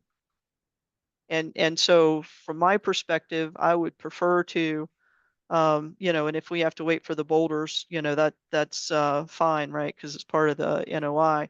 But I would prefer to separate that, you know, putting stuff within the buffer zone as the second encroachment, treat it as a second issue and not intertwine it with the first one. It's my own thought. Rich, are you opposed to that or just not as close to it as I am? At this point, I would rather just see it cleaned up and then we can issue a certificate and move on. Okay. Leave it open rather than starting a new violation and a new enforcement process. Okay. Well, then we don't have to decide now either. I think I'm more amenable to when we get to the point where we actually can issue a certificate of compliance if the original area was all cleaned up, that we issue that to get Gordon Wu, who has been working with us, in the clear, and then deal with the person who's not been engaging in the proactive behavior. Mhm. But we don't have to decide any of that now. I just kind of wanted to take a temperature test and get everybody caught up. Okay, if there are no other comments on that, I think any other updates, Sophia? Real quick on 48 Meadow Lane, there was a carport type shelter, tarp Mhm. shelter, kind of encroaching, like it was on 3 different properties all at once. Mhm. I was contacted today. I was informed the shelter itself has been removed, but I think there may be some sort of dumping happening, so I'll have to look more into that. I'm in correspondence with the owner of the property who has more information on that. So, Okay, yeah, so I'll keep keep us. it on for the next meeting too, even though the shelter was removed. That's great news that the shelter was removed. That's awesome. Yeah, keep us in the loop on that. I think we were going to talk about 1168 Mass Ave. Have you been able to contact those property owners? I sent a letter, I think requesting for them to attend the meeting, and I haven't heard anything back. And I think I also contacted Brian and he's Marchetti, and he said he was going to talk to the I don't know his name, but talk to the owner Mhm. about that, and I haven't gotten anything in a while. When did you send the letter? Oh, I don't know off the top of my head, maybe at least maybe a month ago. So the beginning of December? I think so. Holidays kind of make things blend together, especially with the irregular schedule. And when did you talk to Brian? Maybe like a week after, shortly after I sent the letter as well.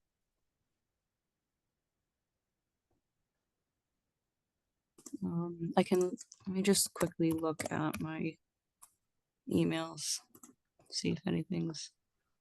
Let's see. He said that he reached out. He said they didn't get the letter. Can you send me a copy of the letter? This is Brian Marchetti. So I sent a copy, and then I described the issues with screenshots. And when was that dialogue with Brian? 12/16. Okay. But there is a new, like a brand new email that I haven't even opened yet that was sent today later on in the afternoon. Okay. And what does that one say?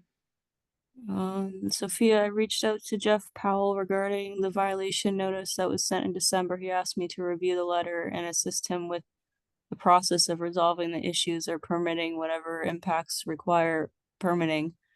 It was his understanding that he could work to improve the property as it is land and agricultural use, as he has been haying this property for decades.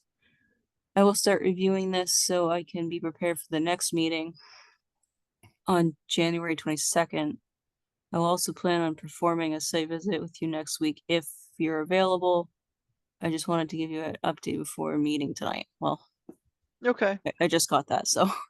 Yeah, at least we got a response. It sounds like you have the screenshots of the satellite images. Could you share those with us Yep.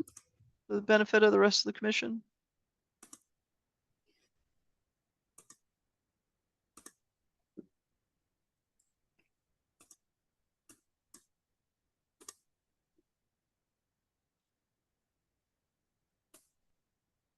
Okay, and these are screenshots. This was something that had been reported to me, so I went into Near Map and I looked, right?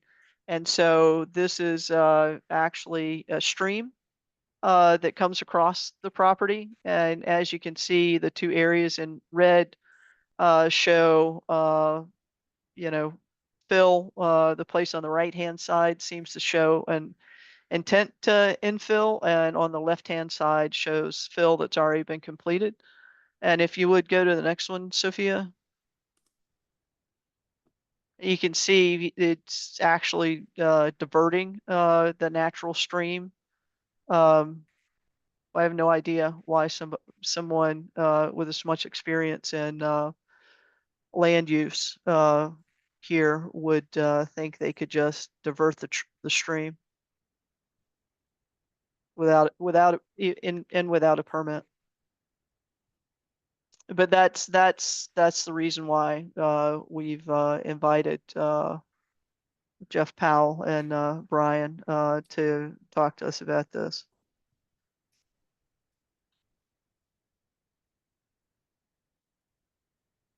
Anybody have any questions or comments?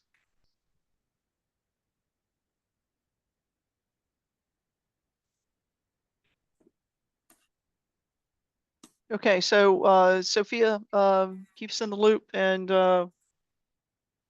let's make certain we plan to talk about this at the next hearing. Yep, that'll be on the next one. So when we move into new business, we do have someone here to speak. Oh, okay. So I figured maybe we could do that first. Yep, that's a good idea, and I think that's now is the time.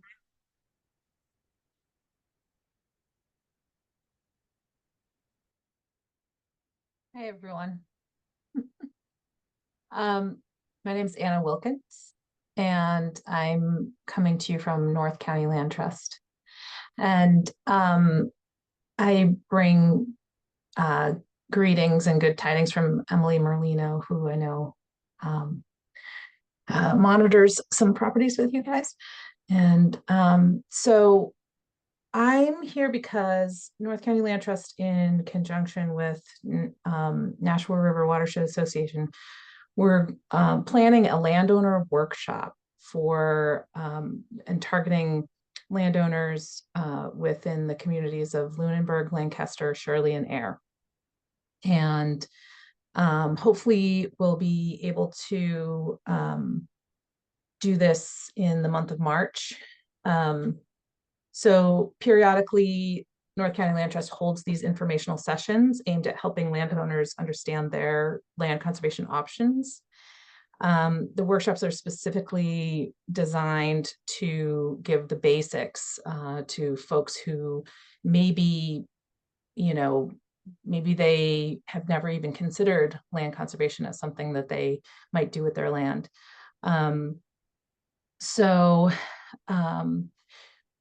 What we have a small committee that's working on planning this, and I'd like to get some representative from Lunenburg to liaise with us, especially on which landowners in particular we might be able to coax or invite or entice to come to this workshop. Especially any landowners who might be on the priority list. So I'm here firstly to let you all know that this is happening, because I would love for, I know that this is something the Concom really doesn't have a lot of time to deal with, even though it's something that y'all wish you could do more of. But also to give the opportunity to maybe make a connection either in the commission itself or folks in town that you might know who would be good people to connect, for us to connect with, who may be able to help us connect with some of the landowners in town that might benefit from a program like this. So we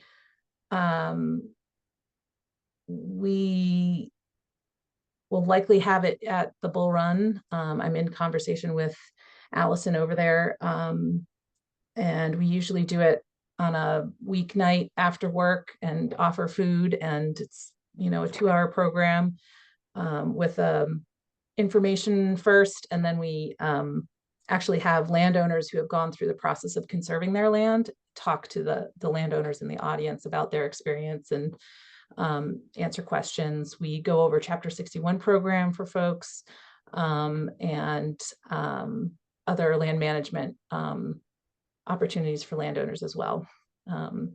So anyway, so that is the bare bones of it.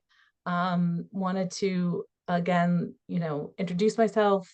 I'm the Director of Conservation and Climate there at North County. We haven't done a ton of work in this part of our region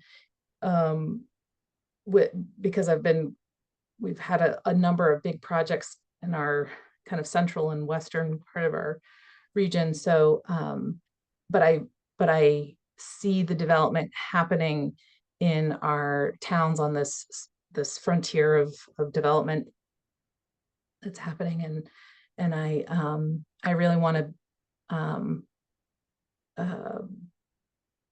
try to make, you know, progress on conserving the land and in our eastern towns. So thank you, Anna. so that's, yeah. It sounds awesome. Yeah. I'm really applaud your efforts, all right, and your interest in reaching out to us. I really wish I had known you were going to be here tonight. I would have put you on a 7 p.m. Appointment. Well, that's okay. I've been picking away at work in the back with you guys in the background. It's all good. Yeah, but it would have given you more news coverage. You tend to not have a lot of attendees late in the meeting and a lot more attendees earlier in the meeting. So I'm sorry that I didn't know that you were going to be here. Yeah, that's okay. Yeah, who do you have an audience? I would think we would want to get you sponsored on the Open Space Planning Commission or committee as well. Do you have that queued up? I don't. I saw that your plan's coming up for renewal on 26. So, but I wasn't sure. Do you have a committee in place now? Yeah, we do. Actually, they're meeting tonight. And I'm the Conservation Commission representative on the Open Space Planning Commission. So I don't think I have your contact information. So if I got your contact information, I would be glad to forward that to our chair and sponsor you for the next Open Space Planning committee. Yeah, meeting. and that's great. And also I want to is the committee doing it itself, or are you hiring out a consultant to do it, or have you gotten that far? We have a committee of, I think, 5, maybe 6, right? That are the residents of the town. So I don't know what we would hire out a consultant to do.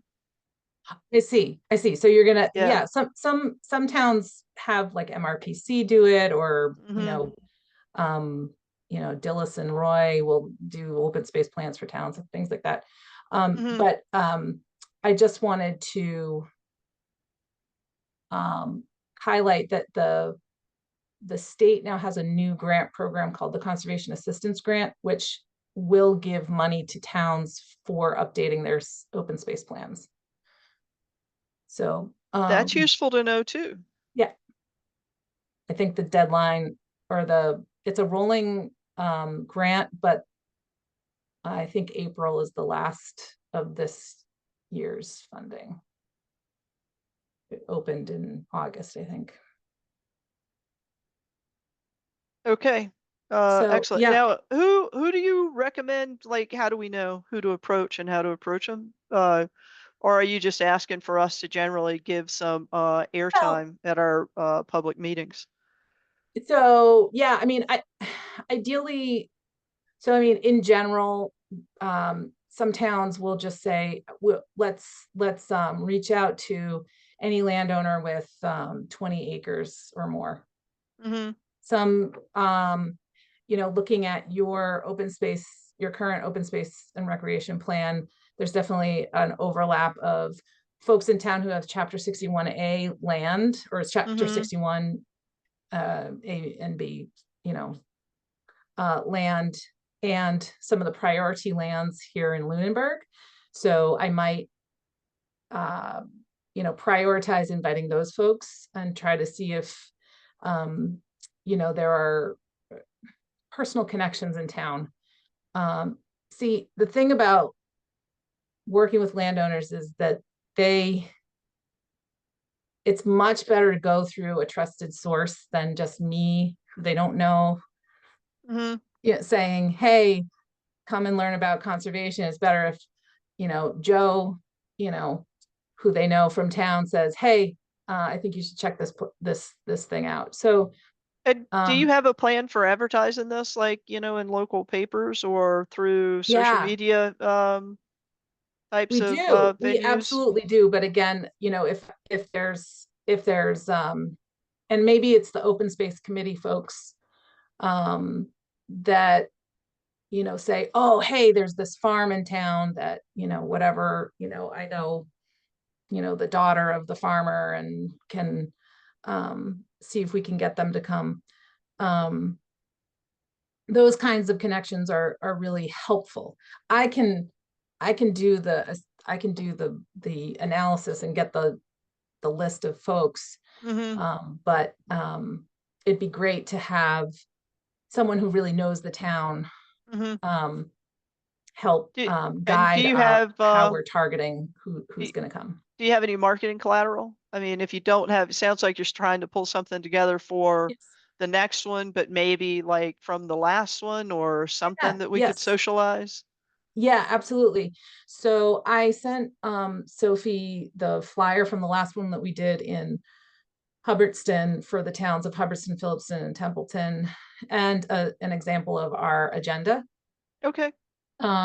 So Sophie, maybe if you wouldn't mind circulating those again, because I know that you attempted to at least circulate them a while back.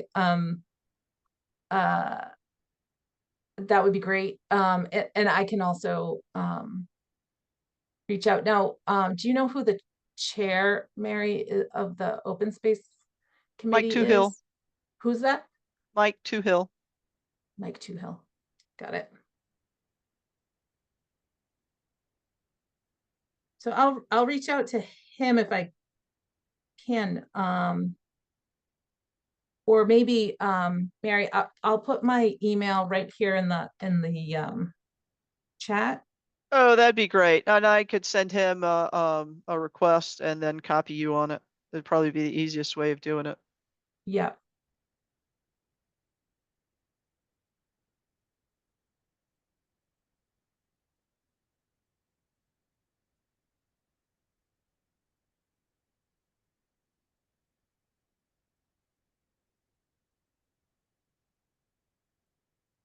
Jerry.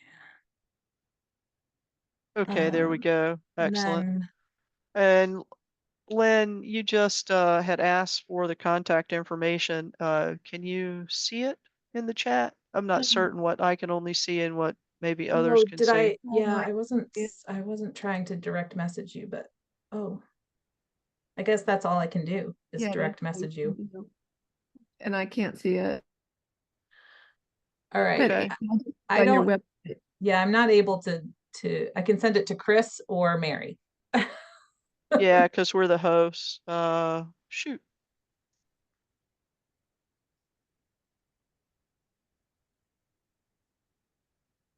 All right, it's A Wilkins, and Anna, I'm typing it as I'm reading it, and A Wilkins at North Country Land Trust, all spelled out. It's .org. and be careful because it is county, like North Worcester County, North County, not country.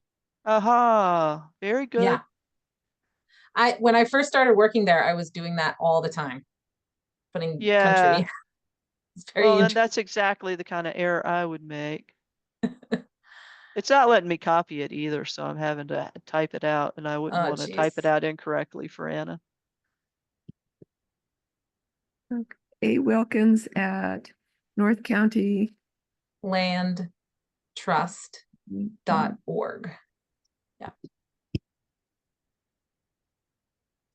Okay, thank you. Yeah, thank you all.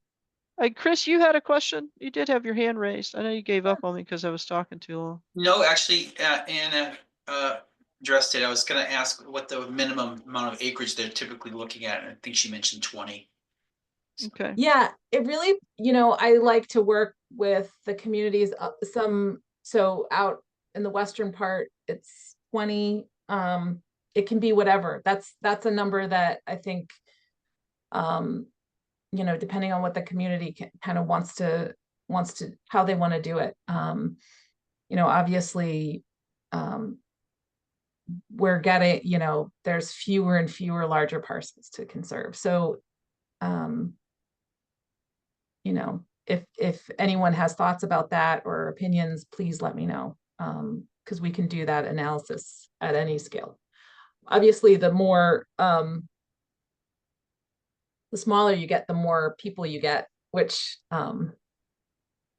we're hoping it and then the cost of, mailing invitations to people and stuff goes up, but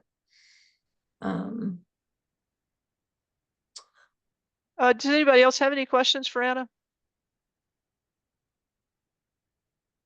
I should also say that, North County will be trying to scrape together funds from every place. So if the Concom does want to co-sponsor and has a little bit of, $100 or something to pitch in, that would be great. I'm not expecting anything, but I'd be remiss if I didn't put it out there. Yeah, fair enough. So I will be having the same ask for the other communities as well.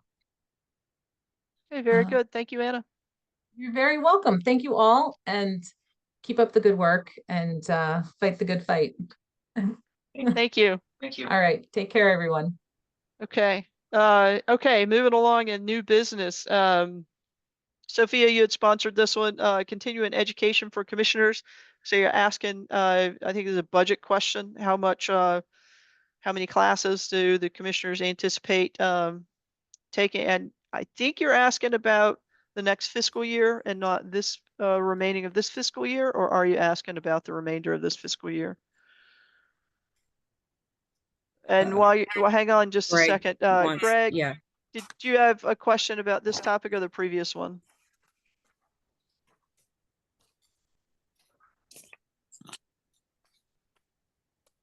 Yeah, sorry to interrupt. Are you hopeful to get an update from me on the Reno property? And if you're not, I'm going to go to bed.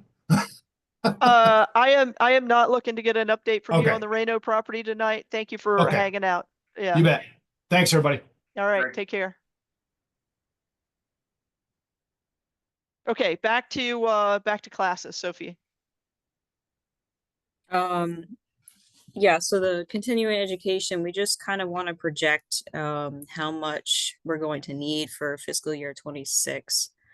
Because the accounting department is essentially looking for me to provide them with some sort of budget. Like if I have any, if we need any budget increases or requests, I need to provide that by the 20th of this month, the latest. So I kind of want to just get a head count on, projected, classes and any kind of financial means that the commission would want to see in 2026.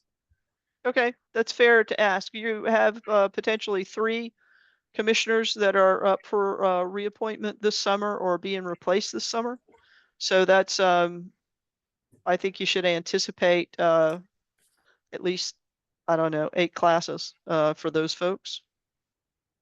It may be a little bit less. And that's Okay. 8 classes as new commissioners. So like the full, I don't know what you budget, probably round up to 100 for that. Okay. Is anybody else thinking that they want to take MACC classes next year? I've been averaging like 2 a year, so I'd like to put in for 2. Yeah, 2. And Jenny, what about you? You're pretty active in the classwork. So I still have 2 left for the certification. So, Mhm. but those are paid for. I had to actually reschedule them.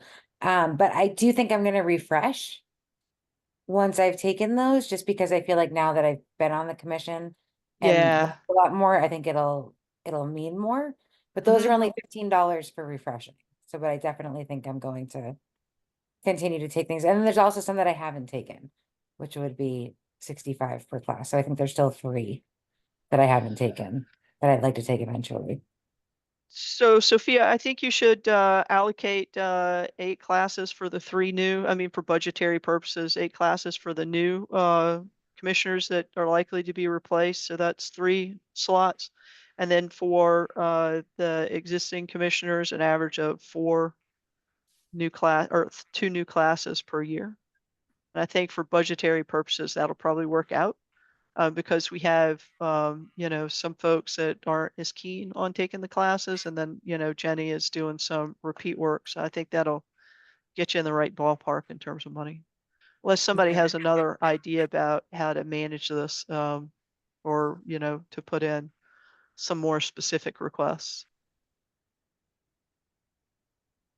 And those, I think the classes are great. I've taken all the classes for the certification. I've done them, you know, again, done the renewals, and Jenny's absolutely right. You pick up new stuff the second time around. I think they're well run. They have a really nice, tight set of slides. They've been very informative.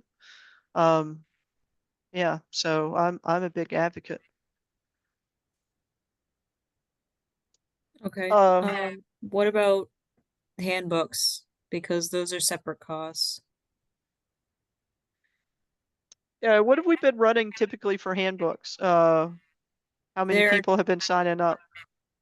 Well, they're 20 for commissioners, 25 for staff.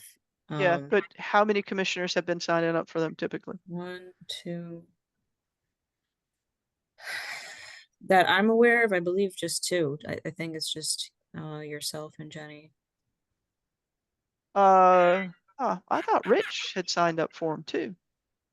I don't know what you mean by handbooks. I mean, I received a handbook digitally. I never had a physical Yeah, one. it's a subscription cost is 20. Oh, I have, Okay, I may so not have in this past year, Mary, okay. but generally I do end up going and looking and signing up and answering questions. Yeah. If nothing else to keep me off your back with all my questions. No, Uh, honestly, I know the last time I signed up, I had a hard time trying to figure it out, so I think I may not have done it. okay.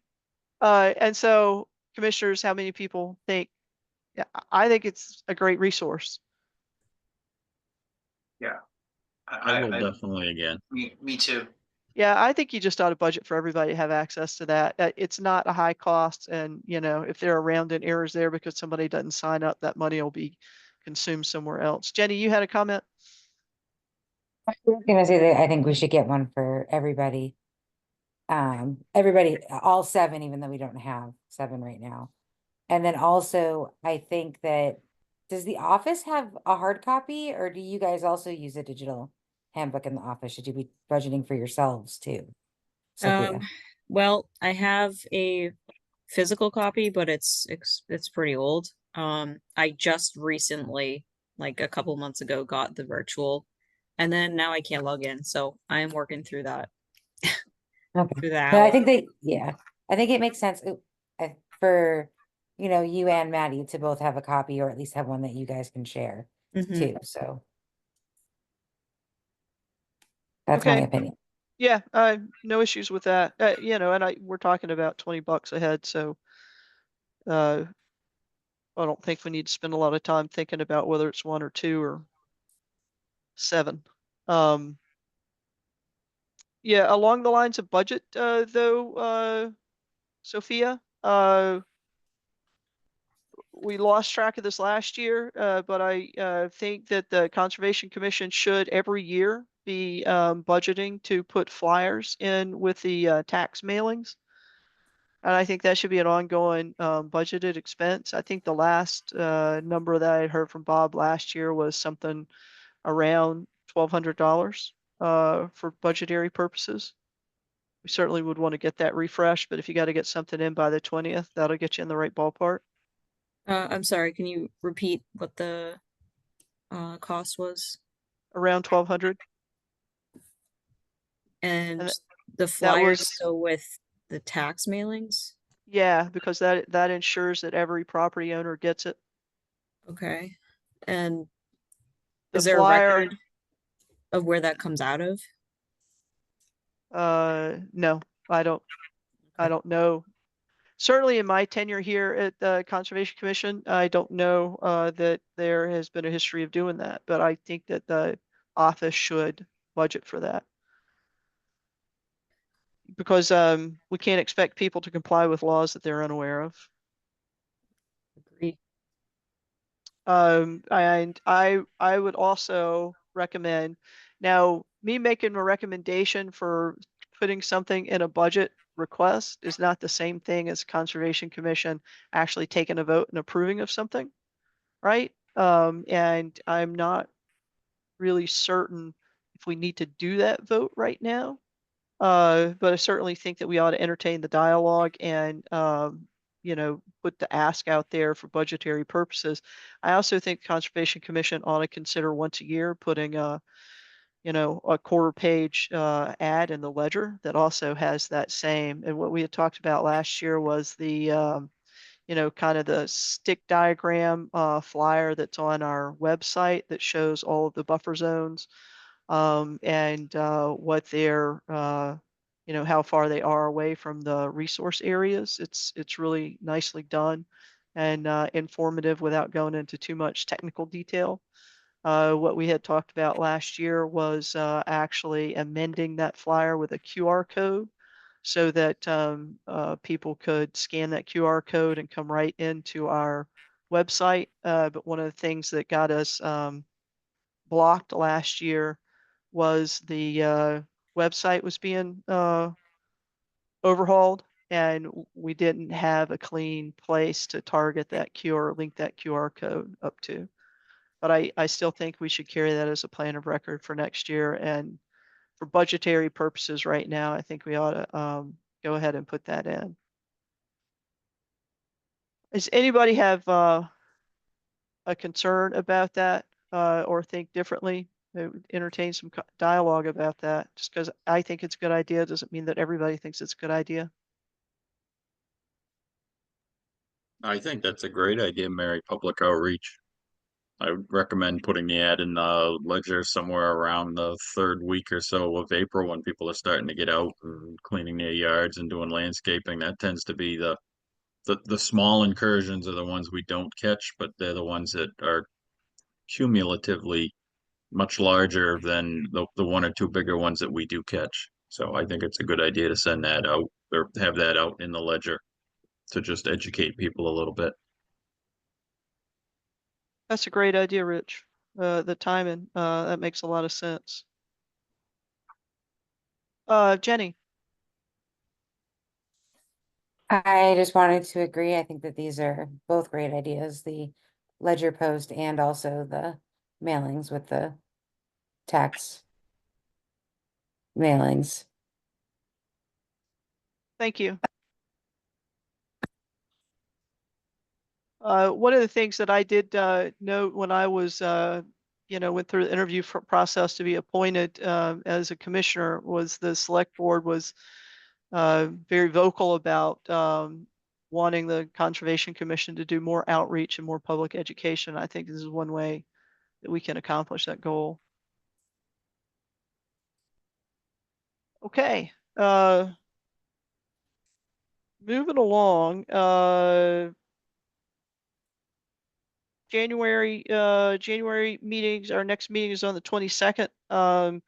As a reminder, we have on the 29th a special meeting where we are just going to hear the reports from the lake communities.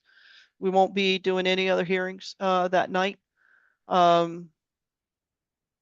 So please plan accordingly. We do still need to have a quorum in order to have that hearing on those two lake hearings on the 29th. And I appreciate everybody's willingness to entertain an off-cycle meeting so that we don't have to have two very late night meetings to accommodate the lake reports and the regular schedule. Chris, you sponsored some information about wildlands grants. Yes, I just want to basically share some information with my fellow commissioners about that program. I actually picked this up speaking with a neighbor who's actually on the line, Lynn Mann. Oh, great. Yeah, she was talking to me about wildlands and she sent me some information. I just dug into it a little bit. So the wildland effort is actually a global movement to protect 30% of the Earth's land and water by 2030.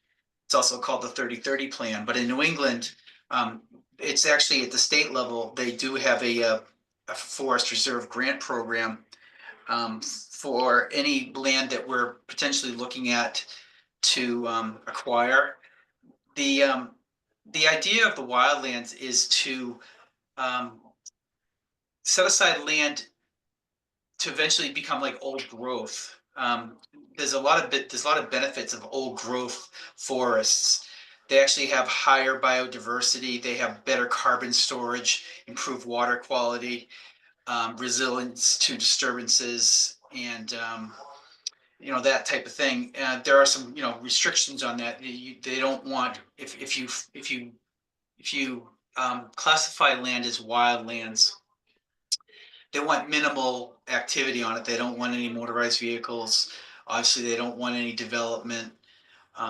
But learning about the benefits of old growth, I thought it'd be something worthwhile to consider. There was a grant last year. There isn't anything happening right now. If it did, it would come around in August.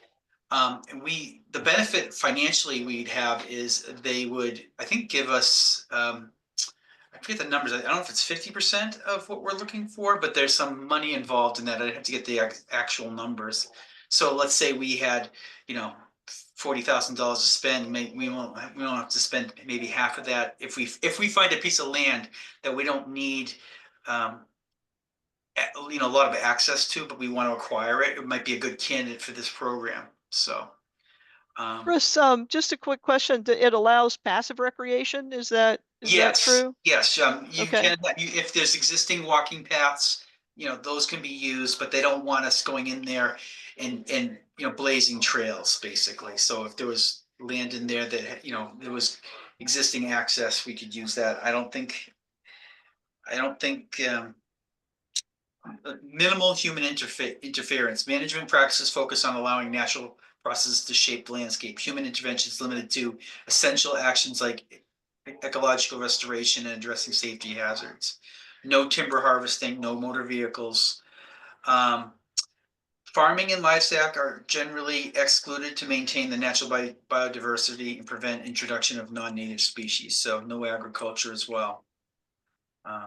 Passive recreation like hiking, natural observation, and non-motorized boating may be allowed, provided they don't cause significant harm to the environment. So that's, they don't. I guess I was taking liberty about the paths, but yeah, you can have activities in there, but I just don't think they're going to. I don't think we can go in there and start cutting down trees to make paths. But if there's existing access, we can absolutely use it for passive recreation. And does the Massachusetts Forest Reserve grant program restrict motorized vehicle usage there. Yeah, the reason why I ask is, as you know, there's a very active snowmobile community here in town, and a lot of our trail stewardship we get through the benefit of that very active community. Yeah, they would, like I said, this is a very specific grant. It's not for, if we had a piece of land that we want, I'll give an example I thought of. Let's say we want to protect water storage, water, some of our waterways, protect Mulpus. Maybe a piece of land that comes up for Mulpus. It might be something we want to acquire, might not have a lot of access to. It might be a good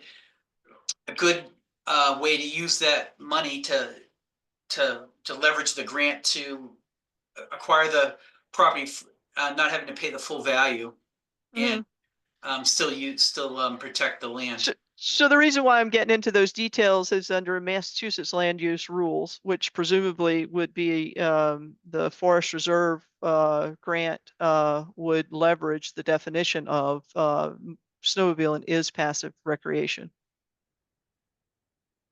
Yeah, we'd have to talk about that. I don't know. You're right. But they do say no motorized vehicles, so I don't know if that trumps that, Mary. Okay.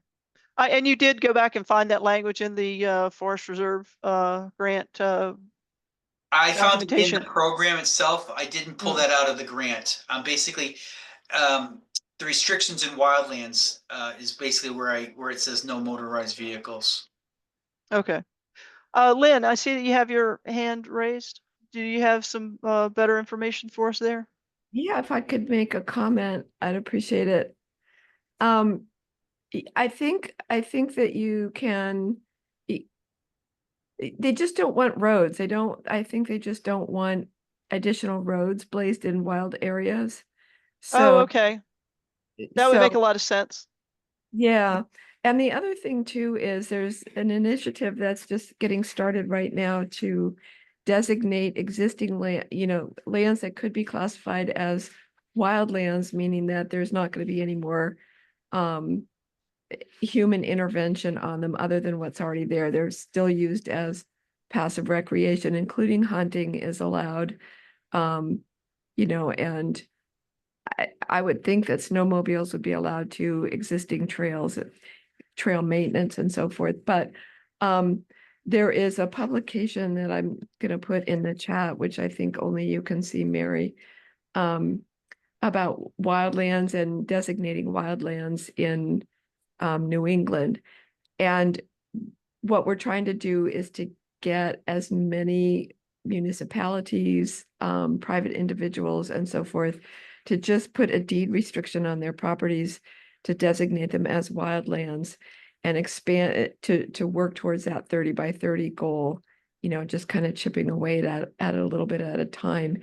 And so that would include we could include the town forests in this. There's no money for this particular activity at all, but if we could designate our town forests as wildlands by deed, I'm not really sure legally how we would do that. I still need to research it, but then we would protect them from logging, from development, from solar farms, from whatever.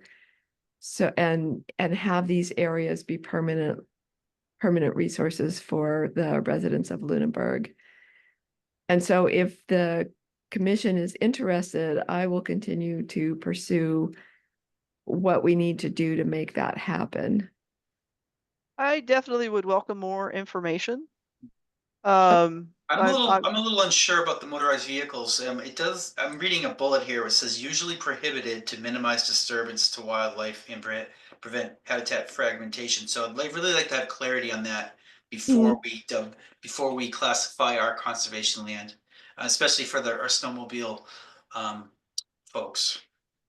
Okay, I will definitely find that out, Chris. I'm pretty sure that snowmobiles would be allowed, but I'm not 100% sure, so I will definitely check into it. I agree with you that would be kind of a deal breaker.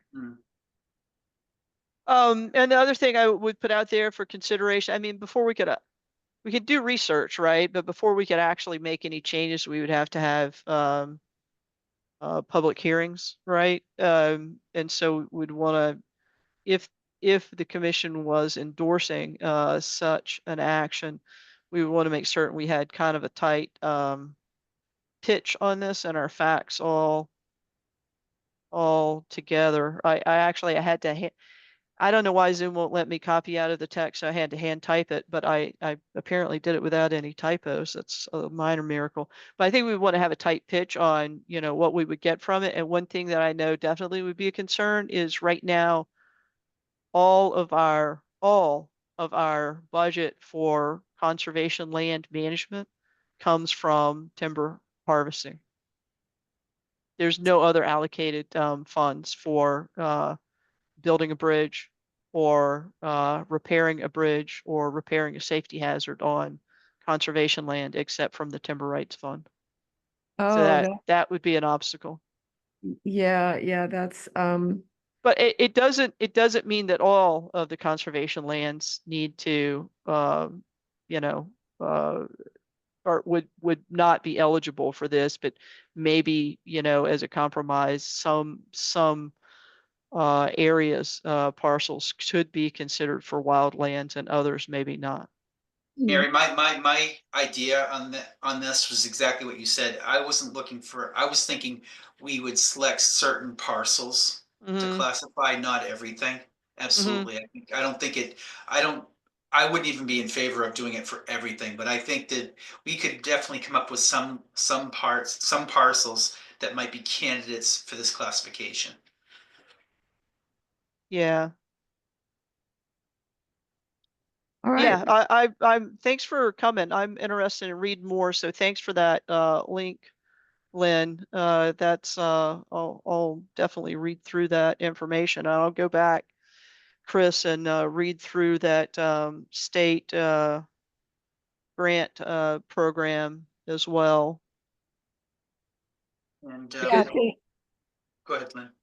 no, I was just gonna say thank you for entertaining the idea. It's really important to me. There was a timber project at Small Town a number of years ago that was really devastating to a lot of people in the community. And Mhm. I understand the need for the revenue, but that area was used a lot for recreation, and it had a lot of wildlife value that experienced a really big setback in doing that project. And so it would be great to be able to protect the lands that we have left. Agreed. Thank you. Thank you for bringing this to our attention. And Chris, thank you for sponsoring this as a topic. Yeah, thank you, Chris. You're welcome, Lynn.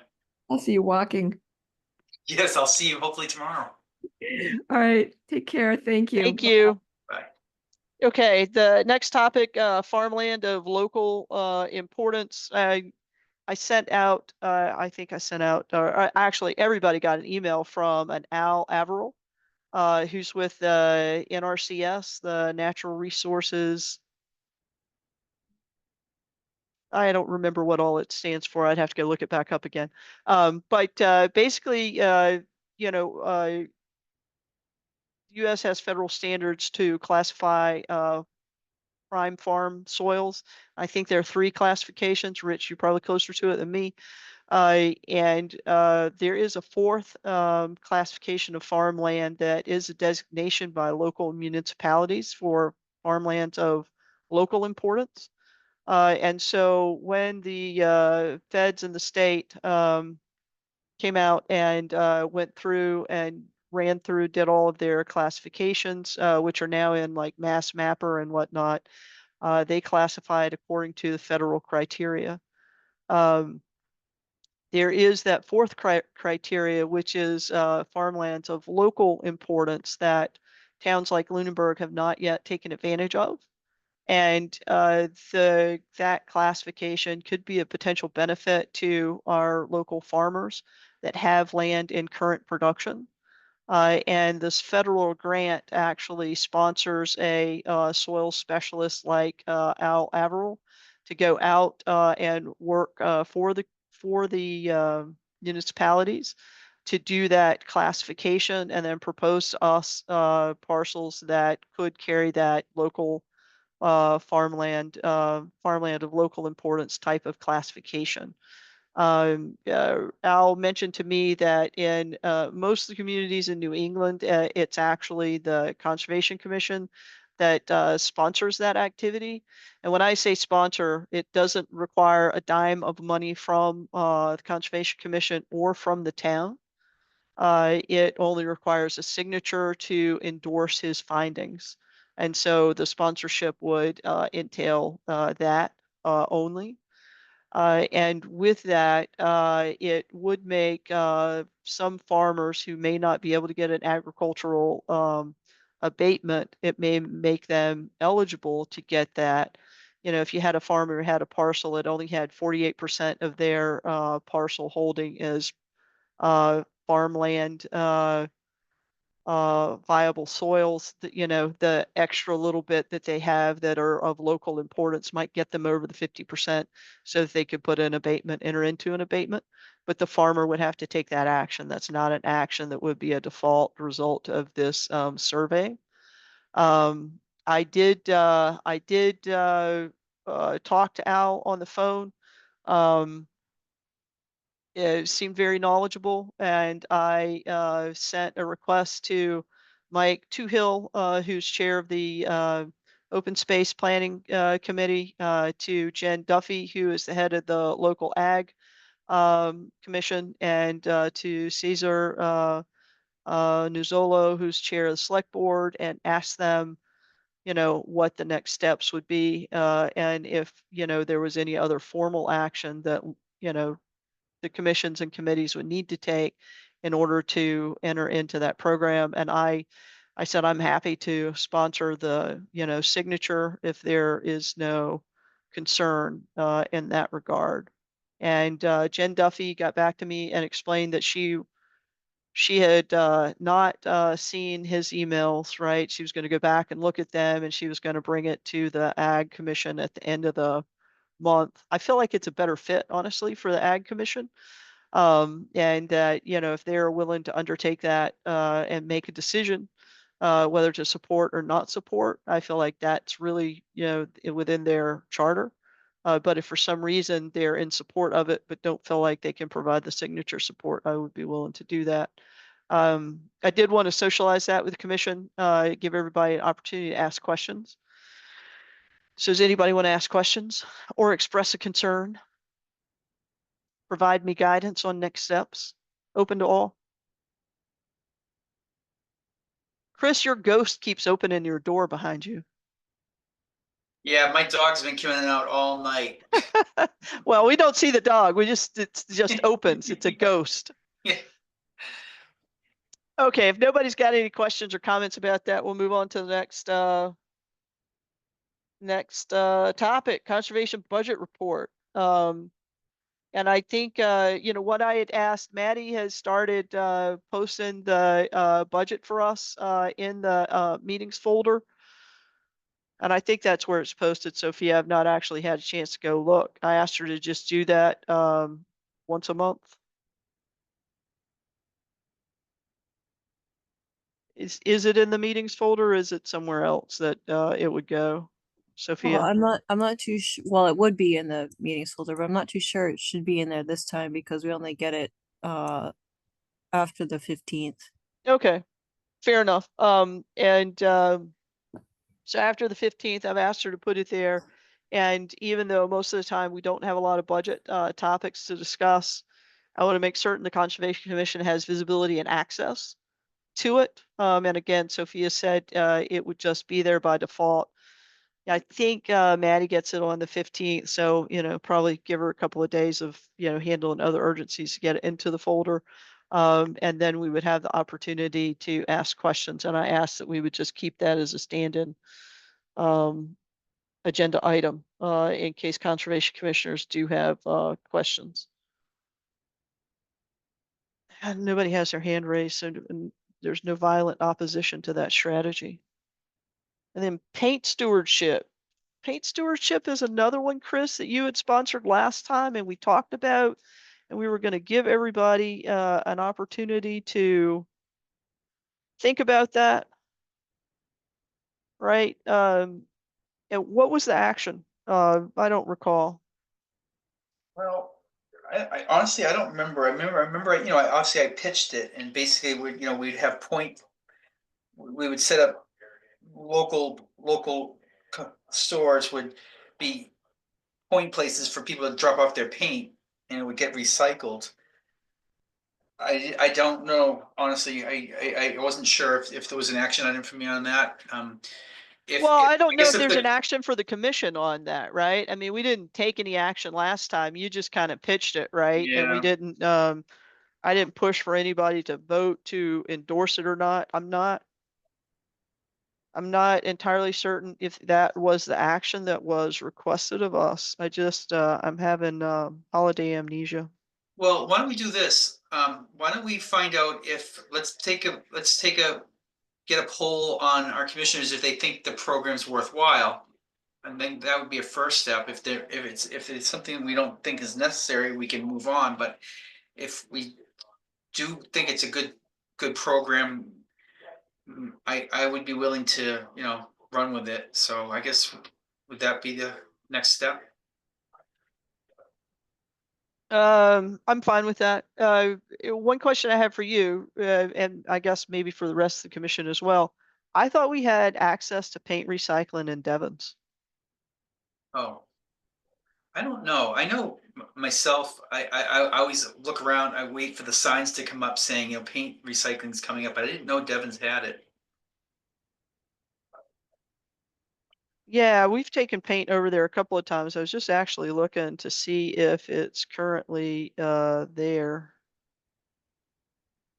Still currently there. Devon's Recycling Center. Yeah, if we have access to paint drop off, I don't know if it's necessary. It's a good point. You know, I don't know how much of an issue it is. I mean, do people not have access to dropping off paint? Yeah, I don't know. So why don't we do this? Why don't we, you and I and any other commissioner that wants to help, look into local resources for recycling. One of the things that I did remember, or at least I thought I remembered about your summary, was that there was for this there was a cost that would be imposed on paint as it's sold. Yeah, nominal. Yeah, I think was pretty Yeah. nominal. Yeah. Um, let me take it. Okay. I'll take this one. I will find out what we have access for locally, where we have access to drop off paint in the area. Okay. That would be great. Yeah. Thank you. Awesome. Okay. Moving along. No update on title searches. April Earth Day events, we voted last time to, you know, let me run along and do that again this year. And Mike, you were going to reach out to the pollinator habitat. I would welcome anybody that wants to help out with April Earth Days. That would be great. And I have similarly reached out to the Parks Commission, and I don't have an update from them on their vote, but they generally approve participation as well. So I don't have any updates since our last dialogue. Madam Chair. Yes, Mike. I do remember talking about that, and I have, because of the holidays, I have not connected with Fair enough. Yeah. pollinator habitat and the library, but I Mhm. certainly will do that. Okay. Excellent. All right. Thank you, Mike. Yep. Encroachment issues. So yesterday, the Conservation Commission had a quorum joint meeting with the Select Board, an executive session. And that's all I'm going to say about that, because it was in executive session, because it may impact decisions about litigation. Don't have any further updates on encroachment issues. Do we have for open space and land use? Any updates about the Chapter 61 checkbox and OpenGov, Sophia? No, not yet. Okay. The only updates I have on the Lunenburg Conservation Commission 2023 grant is that our contract engineering firm has been working really diligently on doing drawings. But yeah, I felt like we were going to go long enough tonight without doing a review there on those.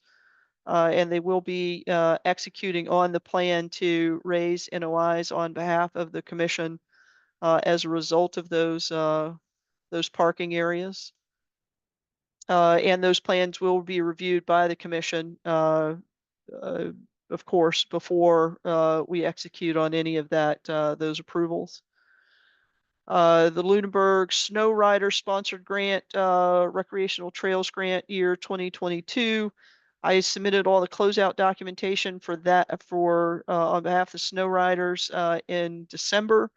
So that is closed out as well. And I think we ended up with 251 hours of volunteer time and about $5,000 worth of equivalent usage for power equipment and whatnot, right? So the total benefit back to the community from the sponsored by the Snow Riders grant was about $16,000. So that was really cool. There is ongoing work, conservation land improvement. There is ongoing work that Bob is coordinating down in the Lane property, executing on the plan to improve the bridges down there, make certain they're anchored so that they don't float out in the spring floods, and then also putting handrails on them, which is also very nice and long awaited improvements. Any questions or comments about that kind of blur of updates? I'm not seeing hands. Any updates on Hollis Road, Mike? Yes, I do. I think I may have sent confirmation to Sophia regarding the bags of invasive plants that were bagged up on that cement pad, and I got confirmation from Bill Barnard from the Department of Public Works that those have all been picked up and taken care of.